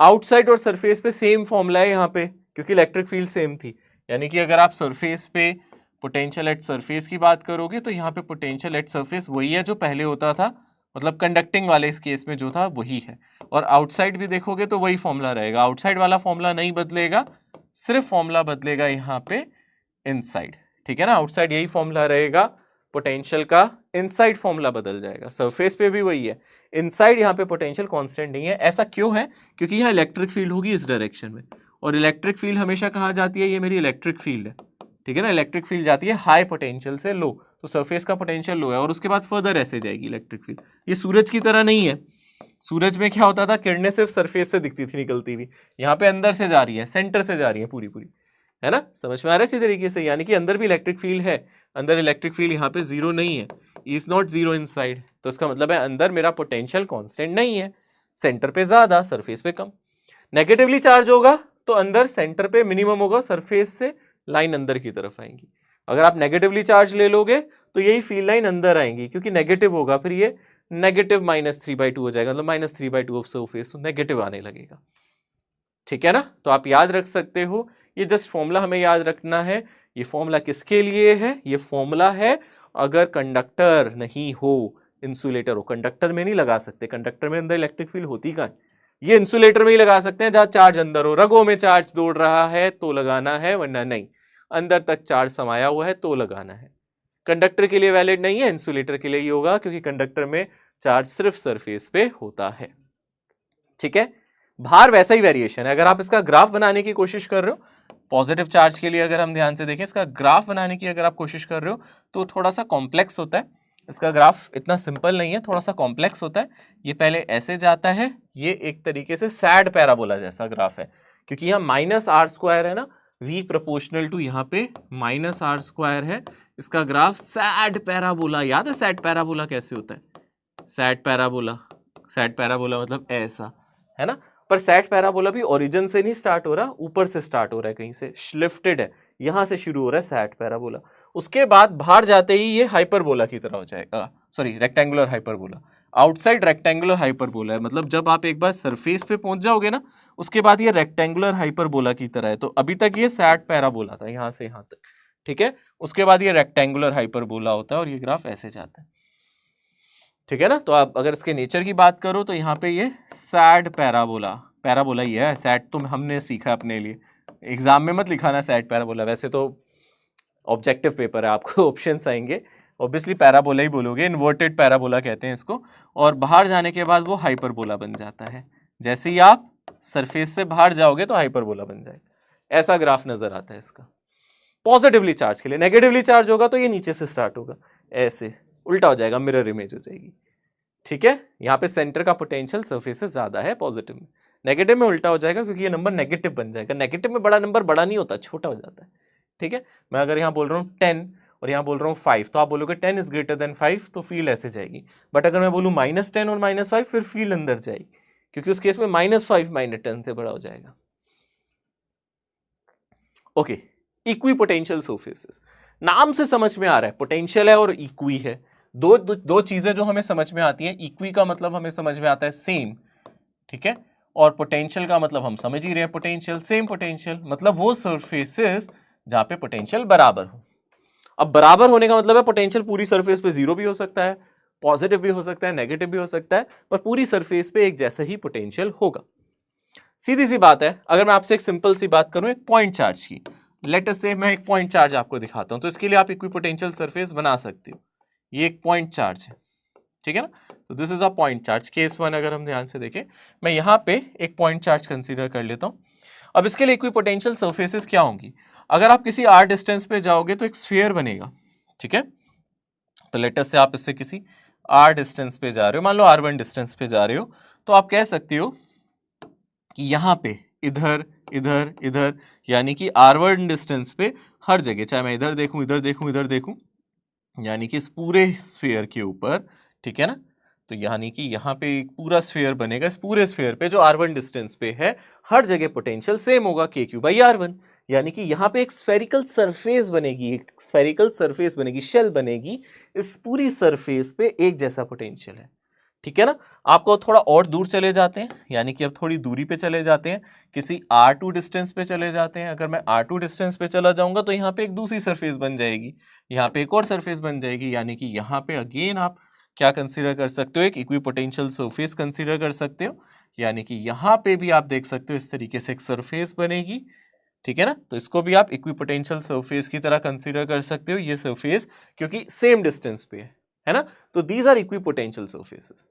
और आगे बढ़ सकते हो, आपको सर और दूर चले जाते हैं, एक और बन जाएगी, ऐसे तो आप जब तक चाहो तब तक कर सकते हो, ठीक है ना, जब तक चाहो, आपका मन भरेगा ही नहीं, कभी तक आप दूर जाते रहोगे, आपको अलग अलग डिस्टेंस पे एक सरफेस मिलती रहेगी, इस पूरी सरफेस पे एक जैसा पोटेंशियल होगा, यानी कि आप यहाँ पे ही कंसीडर कर सकते हो। मैं यहाँ पे भी एक सरफेस बना देता हूँ, तो यहाँ पे अगेन एक सरफेस हम कंसीडर कर लेते हैं, थोड़ी मोटी बना देते हैं सरफेस को, ठीक है ना, तो यहाँ पे भी अगर आप एक सरफेस कंसीडर कर लोगे तो एक और इक्विपोटेंशियल सरफेस बन जाएगी, तो these are the equipotential surface for a point charge. ये पूरी सरफेस पे एक जितना पोटेंशियल है, इस पूरी सरफेस पे एक जैसा पोटेंशियल है, इस पूरी सरफेस पे, दीज आर इक्विपोटेंशियल सरफेसेस। ये नहीं कह रहा ये दोनों इक्विपोटेंशियल, ऐसा मत सोचना इन दोनों का पोटेंशियल, मैं ये नहीं कह रहा पिंक और ब्लू वाली का पोटेंशियल सेम है, ये नहीं कहा मैंने, इस ब्लू वाली का पोटेंशियल हर जगह सेम है, पिंक वाली का इस पूरी सरफेस पे सेम है, और ये ऑरेंज वाले का हर जगह सेम है। और आप देख सकते हो इलेक्ट्रिक फील्ड लाइंस को अगर मैं यहाँ ड्रॉ करूं, इलेक्ट्रिक फील्ड लाइंस कैसे होंगी, पॉजिटिव चार्ज है, इलेक्ट्रिक फील्ड लाइन कैसे होंगी, इस डायरेक्शन में ये जा रही है, इलेक्ट्रिक फील्ड लाइन कैसे जा रही है, ऐसे जा रही है, इलेक्ट्रिक फील्ड लाइन कैसे जा रही है, ये जा रही है। इलेक्ट्रिक फील्ड लाइन का अगर आप एंगल देखोगे इक्विपोटेंशियल सरफेस से तो वो 90 डिग्री है, ठीक है ना, आप देख सकते हो, यानी कि यहां पे पॉइंट चार्ज के लिए अगर हम ध्यान से देखेंगे, स्फेरिकल सरफेसेस आप कॉन्सेंट्रिक कह सकते हो क्योंकि सबका सेंटर सेम है, कॉन्सेंट्रिक स्फेरिकल शेल्स, ठीक है ना, spherical shells are equipotential surfaces, इन्हीं को हम इक्विपोटेंशियल सरफेसेस कह सकते हैं ना। और क्या हम ऑब्जर्व कर रहे हैं, और एक इंपॉर्टेंट बात हमने ऑब्जर्व की है, इलेक्ट्रिक फील्ड, ठीक है ना, अगर हम बात करें यहां पे इलेक्ट्रिक फील्ड, ठीक है ना, ई वेक्टर इस परपेंडिकुलर, ये क्या है अगर आप ध्यान से देखोगे, this is perpendicular to equipotential surfaces, ये हमेशा इक्विपोटेंशियल सरफेस के परपेंडिकुलर होगी, इक्विपोटेंशियल सरफेसेस। और इसके बाद अगर आप एक इंपॉर्टेंट बात देखो, इसकी डायरेक्शन कहां से कहां है, अंदर वाली सरफेस का पोटेंशियल ज्यादा, बाहर वाली का कम। मतलब अगर मैं बोलूं ये V1 है, इसका पोटेंशियल V2 है, इसका V3 है, तो V1 is greater than V2 is greater than V3। और इलेक्ट्रिक फील्ड लाइन 1 से 2, 2 से 3 जा रही है, इलेक्ट्रिक फील्ड लाइन की डायरेक्शन हाई पोटेंशियल से लो है, ठीक है ना। तो E की डायरेक्शन क्या है, electric field is from high to low potential, high to low potential. इसकी डायरेक्शन आपको हाई से लो पोटेंशियल की तरफ नजर आ रही है। समझ में आ रही है ये सारी बातें, इंपॉर्टेंट पॉइंट्स हैं जो मैंने यहां मेंशन किए हैं। ये आपने एक पॉजिटिव चार्ज के लिए बनाया है, अगर आप नेगेटिव के लिए बनाते फर्क क्या था, अगर आप नेगेटिव के लिए बनाते ये सरफेसेस मेरी नेगेटिवली चार्ज, मतलब यहां पे पोटेंशियल मेरा नेगेटिव होता, V2 भी नेगेटिव होता, V3 भी नेगेटिव होता। देखो अगर मैं इसको बोल दूं 40 30 20, तो आप बोलोगे 40 is greater than 30 is greater than 20, but मैं बोलूं -40 -30 -20 तो उल्टा हो जाता, फिर -20 is greater than -30 is greater than -40, यानी कि फिर इलेक्ट्रिक फील्ड अंदर जाती। यानी कि अगर यही नेगेटिव चार्ज हो जाता, ठीक है ना, 4 नेगेटिव चार्ज नाउ, है ना। अगर हम बात करें नेगेटिव चार्ज के लिए डिस्कस कर सकते हैं, अगर आप यही चीज एक नेगेटिव चार्ज के लिए कंसीडर करना चाहते हैं तो क्या फर्क पड़ेगा, आप नेगेटिव चार्ज रख लो, इक्विपोटेंशियल सरफेसेस वैसे ही बनेगी, यानी कि आप यहाँ बीच में एक नेगेटिव चार्ज रख लो, ठीक है ना, -Q चार्ज मैं बोल देता हूं, तो सरफेसेस वैसे ही बनेंगी जैसे पहले बन रही थी, है ना। आप एक सरफेस बनाओगे इस तरीके से बनेगी, फिर एक और सरफेस बनाओगे फिर वो इस तरीके से बनेगी, ठीक है ना। एक और सरफेस मतलब इस तरीके से आप मल्टीपल सरफेसेस बना सकते हो, दूसरी सरफेस ये बन गई, फिर आप एक और सरफेस बना सकते हो, वो कुछ इस तरीके से बन गई, ठीक है ना। आप इस तरीके से सरफेसेस बना सकते हो, ठीक है। बट यहाँ पे क्या होगा, अगर आप पोटेंशियल की बात करते हो, मान लो आप यहाँ का पोटेंशियल बोल रहे हो, इस वाले का लेट अस से आपने बोल दिया V1 है, इसका V2 है, इसका V3 है, तो ये यार नेगेटिव पोटेंशियल्स होंगे क्योंकि नेगेटिव चार्ज पड़ा है। ऑब्वियसली यहाँ पे V3 greater than V2 greater than V1 होगा क्योंकि तीनों नेगेटिवली चार्ज है। तो इलेक्ट्रिक फील्ड लाइंस की अगर आप बात करोगे तो वो अंदर की तरफ जा रही होंगी, अब इलेक्ट्रिक फील्ड लाइन अंदर की तरफ होंगी, टुवर्ड्स द चार्ज होती है ना, बट रहेंगी अभी भी कैसी, परपेंडिकुलर रहेंगी। फर्क सिर्फ डायरेक्शन का पड़ गया, अभी भी वो पॉजिटिव, वो अभी भी हाई पोटेंशियल से लो ही जाएंगी। इलेक्ट्रिक फील्ड लाइन अभी भी आप देख सकते हो, कहीं से भी देख लो, वो ऐसी रेडियली इन्वर्ट्स होंगी, है ना। इलेक्ट्रिक फील्ड लाइन हमने पढ़ा था ना, ऐसे रेडियली इन्वर्ट्स होंगी, बट वो इक्विपोटेंशियल सरफेस के परपेंडिकुलर होंगी। ये यूनिफॉर्म इलेक्ट्रिक फील्ड है या नॉन यूनिफॉर्म, नॉन यूनिफॉर्म, क्योंकि आप देख सकते हो इसकी डेंसिटी कम होती जा रही है लाइन की, इलेक्ट्रिक फील्ड दूर जाते जाते दूर हो रही है, इलेक्ट्रिक फील्ड यहाँ पे दूर जाते जाते दूर भी हो रही है, नॉन यूनिफॉर्म इलेक्ट्रिक फील्ड है। These are non uniform electric field, आप देख सकते हो यहाँ पे नॉन यूनिफॉर्म इलेक्ट्रिक फील्ड है मेरी, क्योंकि इलेक्ट्रिक फील्ड मेरी कैसी हो रही है, चेंज, ठीक है ना। नॉन यूनिफॉर्म इलेक्ट्रिक फील्ड क्या है, क्योंकि दूर जाते जाते इलेक्ट्रिक फील्ड चेंज हो रही है। आपको sir for uniform electric field, अगर हम यहाँ यूनिफॉर्म इलेक्ट्रिक फील्ड ले लें तो कैसा नजर आएगा, तो नजारा कैसा होगा, तो हमारी यहाँ पे इक्विपोटेंशियल सरफेसेस कैसी नजर आएंगी, हम एक बार ये देख लेते हैं। यूनिफॉर्म इलेक्ट्रिक फील्ड मान लो मैं एक डायरेक्शन में ले लेता हूँ, इस डायरेक्शन में यूनिफॉर्मिटी है, यहाँ पे मेरी इलेक्ट्रिक फील्ड इस तरीके से जा रही है, इस तरीके से मेरी इलेक्ट्रिक फील्ड है, इस डायरेक्शन में यूनिफॉर्म है। मान लो ये मेरी एक्स डायरेक्शन है, ये मेरी x direction, positive x direction, ये मेरी नेगेटिव एक्स डायरेक्शन, तो यूनिफॉर्म इलेक्ट्रिक फील्ड कौन सी डायरेक्शन में, प्लस एक्स डायरेक्शन में। तो आप इक्विपोटेंशियल सरफेसेस को कैसे बनाओगे, इस केस में वो प्लेन होंगी, ऐसी प्लेन शीट्स बनेगी, दीज प्लेन शीट्स, क्योंकि ये इसके परपेंडिकुलर है ना, क्योंकि ये शीट्स क्या है, परपेंडिकुलर है, equipotential surfaces are perpendicular to electric field lines. Electric field lines मैंने व्हाइट कलर से बनाई है, और ये जो मेरे शीट्स मैंने बनाई है ये प्लेन है ना, दीज आर प्लेन और शीट्स, ठीक है ना, दे आर इक्विपोटेंशियल सरफेसेस, ये क्या कहलाएंगी, मेरी इक्विपोटेंशियल सरफेसेस कहलाएंगी, these are my equipotential surfaces. तो ये मेरी इक्विपोटेंशियल सरफेसेस हैं, आप देख सकते हो ये 90 डिग्री एंगल पे है, ये परपेंडिकुलर है ना, ये मेरी इलेक्ट्रिक फील्ड लाइन के परपेंडिकुलर है। मैं बोलूं ये V1 है, ये V2 है, ये V3 है, ये V4 है, मैं बोलूं ये कैलकुलेट करके बता सकते हो, आप इजीली बता सकते हो। यहाँ पे आप ये बता सकते हो V1 greater than V2 greater than V3 greater than V4 होना चाहिए ना, ठीक है ना। सोचो आपको इनकी वैल्यू दे दे और आपसे बोले इलेक्ट्रिक फील्ड कैलकुलेट करो, आप वो भी कर सकते हो। मान लो मैं आपको बोलूं ये मेरी 60 वोल्ट है ना, मान लो मैंने आपको बोल दिया ये 50 वोल्ट है, मान लो मैंने ये बोल दिया 40 वोल्ट है, मैंने बोल दिया 30 वोल्ट है, और मैंने इनके बीच का गैप दे दिया, ये सरफेसेस इक्वल सेपरेशन पे हैं, मैंने बोल दिया ये मेरा 2 मीटर है, ये भी मेरा 2 मीटर है, ये भी मेरा 2 मीटर है। तो आप सिंपली इलेक्ट्रिक फील्ड निकाल सकते हो, इलेक्ट्रिक फील्ड इजीली कैलकुलेट कर सकते हो। तो आपको पता है यहाँ पे क्या फॉर्मूला होता है इलेक्ट्रिक फील्ड का, आपने पढ़ा है minus dough v by doh x I cap, doh v by doh r लिख देता हूँ, x cap y cap j cap तीनों होती है, बट यहाँ तो सिर्फ एक्स डायरेक्शन में है ना, तो आप सिंपली बोलोगे minus delta we by delta x लिख सकते हो। यानी कि माइनस कितना पोटेंशियल चेंज हो रहा है 50 माइनस 60, फाइनल कितना है 50। मान लो मैं इन दोनों के बीच में देख रहा हूँ, ऐसे इनमें भी देख सकते हो इनमें भी देख सकते हो, इन दोनों में देखो फाइनल है 50, इनिशियल है 60, तो 50 माइनस 60 और डिस्टेंस कितना है इन दोनों के बीच में 2 मीटर, डेल्टा एक्स कितना हो गया 2 मीटर, तो ऊपर आ जाएगा प्लस 10 माइनस 10 माइनस प्लस हो गया ना बाई 2, तो ये आ जाएगा 5 वोल्ट पर मीटर या न्यूटन पर कूलम। आप देख सकते हो इस तरीके के सवाल भी आ सकते हैं, इजीली आप इनको सॉल्व कर सकते हैं, ठीक है ना, क्लियरली हम इसको देख सकते हैं, आसान है, इस तरीके के सवाल भी बहुत फेमस है, इस तरीके के सवाल भी एग्जाम्स में आते हैं, तो हम इसको आराम से निकाल सकते हैं। आपसे सरफेसेस पहचानने के लिए पूछ सकता है इक्विपोटेंशियल सरफेसेस कैसी नजर आ रही है, तो यूनिफॉर्म अगर फील्ड होगी, यानी कि फॉर यूनिफॉर्म इलेक्ट्रिक फील्ड कैसी शेप है इक्विपोटेंशियल सरफेस की, ये इंपॉर्टेंट है, कैसी शेप है अगर आप ध्यान से देखोगे, कैसी है, प्लेन और शीट। कैसी इक्विपोटेंशियल सरफेसेस, प्लेन और शीट, प्लेन और शीट की फॉर्म में आपको ये सरफेसेस नजर आ रही हैं, ठीक है ना। नॉन यूनिफॉर्म में आपको कुछ स्फेरिकल टाइप नजर आ रही थी, नॉन यूनिफॉर्म थी तो कुछ स्फेयर आ रही थी, है ना, ऑब्वियस सी बात है, यूनिफॉर्म होंगी तो पैरेलल लाइन होंगी, है ना, नॉन यूनिफॉर्म में अलग होगा। देखो क्वेश्चन क्या है, यहाँ पे एक सवाल देखते हैं, यहाँ क्वेश्चन में कह रहा है the diagram below shows region of equipotentials. यहाँ पे आपको ना कुछ इक्विपोटेंशियल सरफेसेस दिए हैं, 2017 में एक बार ऐसा सवाल आया था। अब पर अगर आप ध्यान से देखोगे, थोड़ा डायग्राम ध्यान से देखना है, केयरफुली देखना है, थोड़ा सा अजीब तरीके से बनाया हुआ है, 10 20 30 40, ये पहली लाइन है, ये दूसरी है, पहली है 10 वोल्ट पे, दूसरी है 20 पे, तीसरी 30 पे, 4 ये प्लेन होंगे, है ना, ये सरफेसेस 10 वोल्ट पे 20 30 40। तो आप देख सकते हो यहाँ पे भी 10 20 30 40, यहाँ पे भी 10 20 30 40 लिखा है ऐसे, वह 10 यहाँ 20 यहाँ 30 यहाँ 40, यहाँ पे भी ये 10 20 30 40। तो ये अलग अलग शेप की शीट्स आपको जरूर नजर आ रही हैं, पर सभी पे 10 20 30 40 और यही आपको पोटेंशियल्स दे रखे हैं।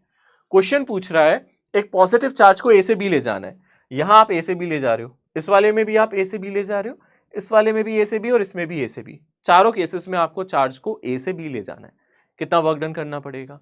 तो आप याद करो वर्क डन का फॉर्मूला क्या होता था, वो होता था जो भी आपका मूवेबल चार्ज होता है into final potential minus initial. आप चारों केस में देख लो, चारों केस में B का पोटेंशियल 40 है, इसमें भी B का पोटेंशियल 40 है, इसमें भी देखो ये नीचे लिखा है, 30 मत लिख लेना, नीचे लिखा हुआ है इसका 40, और इसमें B का पोटेंशियल ऊपर लिखा है 40, यानी कि जो भी आप चार्ज मूव कर रहे हो 40 माइनस इनिशियल पोटेंशियल सब में 10 है, A का पोटेंशियल सब में 10 है, तो फर्क नहीं पड़ता इक्विपोटेंशियल सरफेसेस कैसी कैसी शेप्स की दी जाए। अगर आपसे वर्क डन पूछा जाए तो आपको फर्क नहीं पड़ता इक्विपोटेंशियल सरफेस कैसी है। अगर आप एक सरफेस से दूसरी पे जा रहे हो, याद रखना एक ही सरफेस पे मूव नहीं कर रहे हो, अगर आप एक लोअर पोटेंशियल से हायर या हायर से लोअर जा रहे हो, पोटेंशियल बदल रहे हो, एक सरफेस से दूसरे पे जंप कर रहे हो, तो आपको सिर्फ उनका पोटेंशियल डिफरेंस चाहिए। तो work done is charge multiply by the potential difference, और वो चारों केस में सेम है ना, चारों केस में वो पोटेंशियल डिफरेंस सेम है ना, चारों केस में आप 10 वोल्ट से 40 वोल्ट पे जा रहे हो, तो क्या वर्क डन अलग आएगा क्या? नहीं, ऑल्दो पोटेंशियल अलग अलग दिख रहे हैं आपको, सरफेसेस अलग अलग शेप की दिख रही हैं, पर आपको तो पोटेंशियल से मतलब है, सरफेस से थोड़े ना। तो आप बोलोगे यहाँ पे चारों केसेस में आपका जो वर्क डन होगा वो कैसा रहेगा, सेम रहेगा। हालांकि अलग अलग तरीके की आपको पोटेंशियल सरफेसेस दिख रही थी, बट आपको पोटेंशियल से मतलब है, सरफेसेस की शेप से क्या लेना देना, शेप का मैं क्या करूं, मुझे तो इनिशियल पोटेंशियल फाइनल पोटेंशियल बताओ, मैं तो इस फॉर्मूले से करूंगा। आप यहां पे सरफेस से दूसरी सरफेस पे जा रहे हो, आप एक ही सरफेस पे नहीं घूम रहे, ठीक है।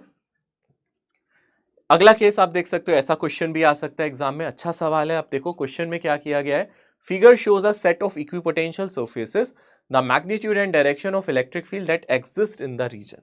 तो आप देख सकते हो यहाँ पे एक सरफेस है 10 वोल्ट की, यहाँ पे एक पूरी सरफेस है 20 वोल्ट की, ये पूरी सरफेस है 30 की, ये पूरी है 40 की। पहले तो कुछ मत सोचो, बस इतना सोचो कि आप इलेक्ट्रिक फील्ड की डायरेक्शन जानते हो, इक्विपोटेंशियल सरफेस से कैसी होती है, पैरेलल या परपेंडिकुलर? डेफिनेटली परपेंडिकुलर होती है, तो electric field line in lines के परपेंडिकुलर ही होगी, यानी कि electric field line in lines के परपेंडिकुलर होगी, इलेक्ट्रिक फील्ड की डायरेक्शन ऐसे होगी, है ना, यही होगी, पर डायरेक्शन क्या ऐसे होगी, ऊपर से नीचे जा रही होगी या नीचे से ऊपर? ऐसे जा रही है इलेक्ट्रिक फील्ड या नीचे आ रही है? इलेक्ट्रिक फील्ड जाती है हाई पोटेंशियल से लो। ये सरफेस हाई पे है, ये लो पे है, यानी कि इलेक्ट्रिक फील्ड लाइन ऐसे ही होंगी। पहचान लोगे ना आप, इलेक्ट्रिक फील्ड लाइन ऐसे ही होंगी। ये बात समझ में आ रही है? अब आप आओ, इलेक्ट्रिक फील्ड लाइन अगर ऐसे है तो हम इसको कैलकुलेट कैसे करें? देखो यहां से करता हूं मैं, इस डायग्राम को थोड़ा सा ड्रॉ करता हूँ। ये लिखा है 2, ये लिखा है 3, मैं यहाँ बना देता हूँ थोड़ा बड़ा, तभी देखने में आपको आसान लगेगा। ये 2 और 3 पॉइंट नजर आ रहा है, इनके बीच का डिस्टेंस कितना है? सोचो ये डिस्टेंस कितना है, 2 और 3 के बीच का डिस्टेंस कितना है? 1 मीटर। ये डिस्टेंस कितना हो गया? 1 मीटर हो गया ना, ठीक है ना।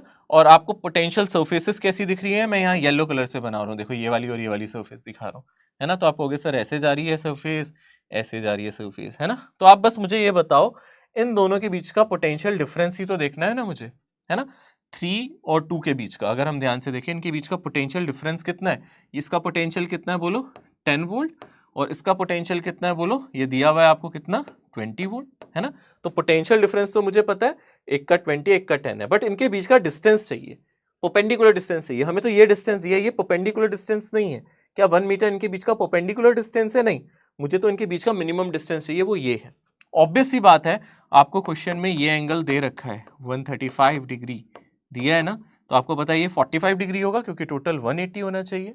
और ये आप अगर देख रहे हो ये 90 है, यानी कि ये 135 है तो ये 45 होगा, है ना।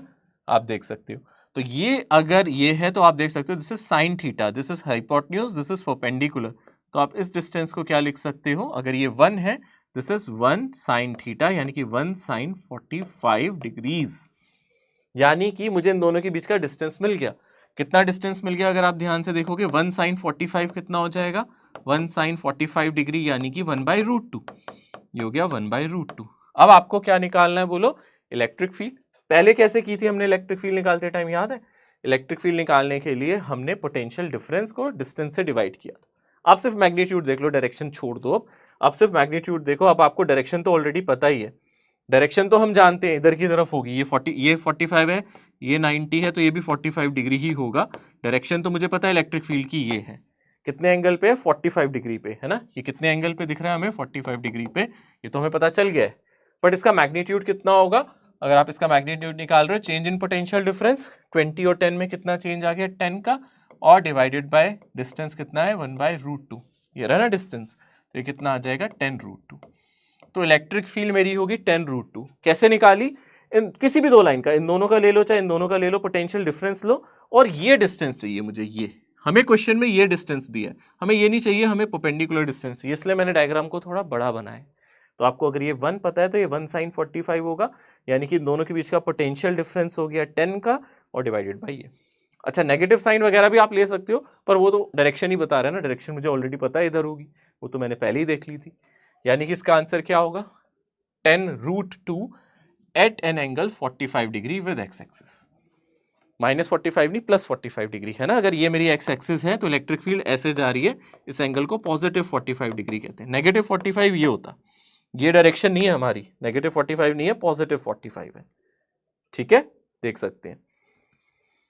ओके, नेक्स्ट क्लास में we will start this topic, है ना, electric field due to an electric dipole. इसको हम नेक्स्ट क्लास में करेंगे, आज के लिए इतना ही रहने देते हैं।